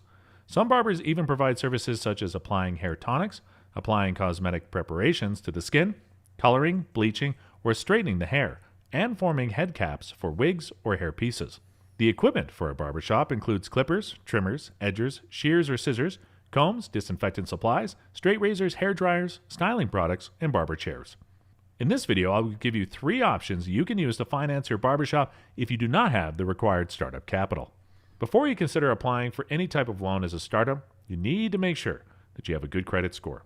The credit score is the main criteria for any startup looking to apply for a loan, unless you are willing to use the equity on your home as collateral to get a loan. You need to have at least 680 plus credit score. Yep. I placed the link in the description below of a company that can help. That's the other part. If somebody tells you don't need good credit, it's probably going to be shitty financing. Do not go get that funding. Do not go get that funding. It's much better to just, instead of spending a bunch of money in higher interest rates and whatever else is going to cost you, go fix your credit, man. Most of you guys could fix your credit in 6 months. 80% of y'all could fix it in a year. 90% in 2. Like, it's not that hard. Go fix your credit. Go spend some time. Ask ChatGPT how to fix your credit. Do deep research or whatever. And make sure you give it as much context as possible. And it'll walk you through the process, bro. Believe it or not. So you boost your score to 700 if you do not meet the credit score requirement. The number one option is the term loan. With this option, you don't even need to have a business to apply. The main requirement is your credit score and your income. You need to have a minimum of 680 credit score, and you need to provide a proof of income. Documents that can be used as proof of income include your W-2s, your tax returns, or your pay stubs. You can qualify for up to $300,000. This option also allows you to use a cosigner in case you do not have a good score. A cosigner is a friend or relative with 680 plus score that is willing to cosign your application. I place a link in the description below for people looking to apply for the term loan. The second loan option will be the business line of credit. This option is good for people that do not have any proof of income. You're required to have a registered business when applying for the business line of credit. So this one, you still need great credit, but you can get a no doc line of credit for about $50K and under, no docs, and get funding. You can also,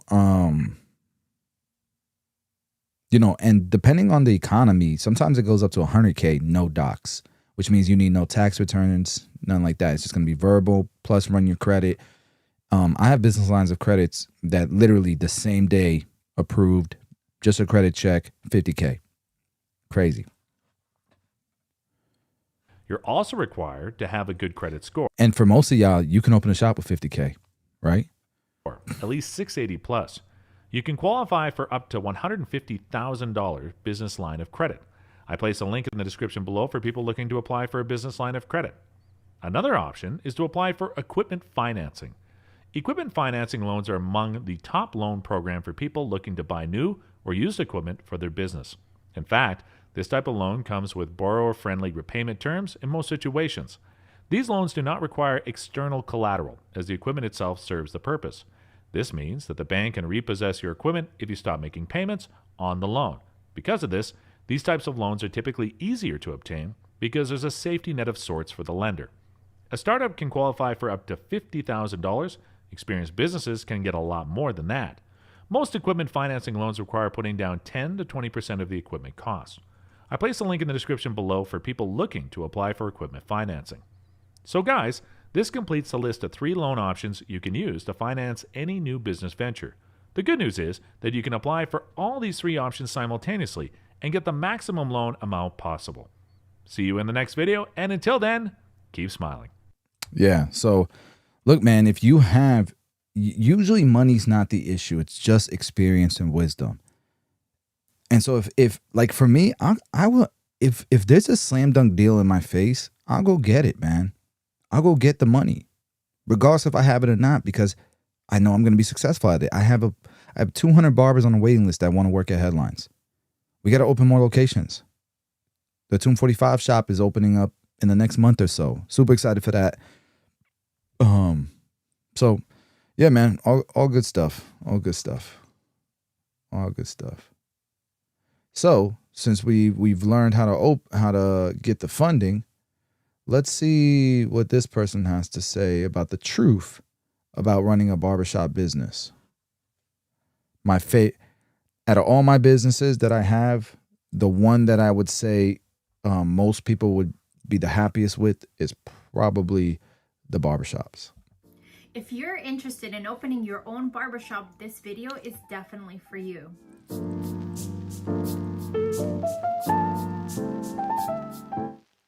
Hey, my name is Marina and I owned a barbershop for over 8 years. It was #1 in our country. We've won multiple awards, and by now we've trained thousands of barbers into the #1 barbershop in your country,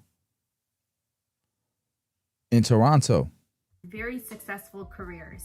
Today, from personal experience, I'll be sharing with you some of the pros and cons of owning your own barbershop business. Now, it's a lot different in Canada than it is in America. A lot different, in my opinion. But it's still a lot of the principles will still transfer over. It's just, they don't require a barber's license over there. Barbers are used to commission or hourly wages.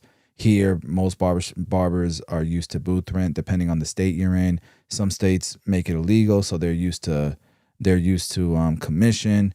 But I could say that probably 80% of America is used to booth rent, and you got to have a license. You got to go to school. It's crazy.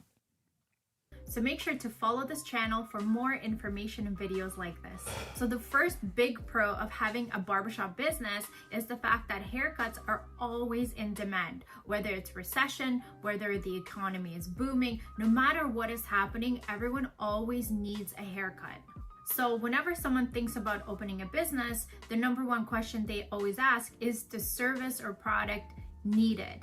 And it's always yes. A barbershop is always needed, especially now. Men take care of themselves more than ever. They always want to look good. They always do Zoom meetings. They're always on social media. And so now more than ever, men are really taking care of how they look. So the barbering industry is very much in high demand. It is, it's booming. The second pro of having your own barbershop business is that you get to create a business and a barbershop of your dreams. So you get to create what the interior looks like. You get to pick up the chairs, the location. You get to choose what type of clients you want to service. You get to create your own brand. And for a creative, this is definitely a dream come true. I remember when I was creating my own barbershops and interior designs, and we were picking out everything from tools to color of the walls. It was one of the most amazing and fun projects that I've ever done. I loved every second of it. It is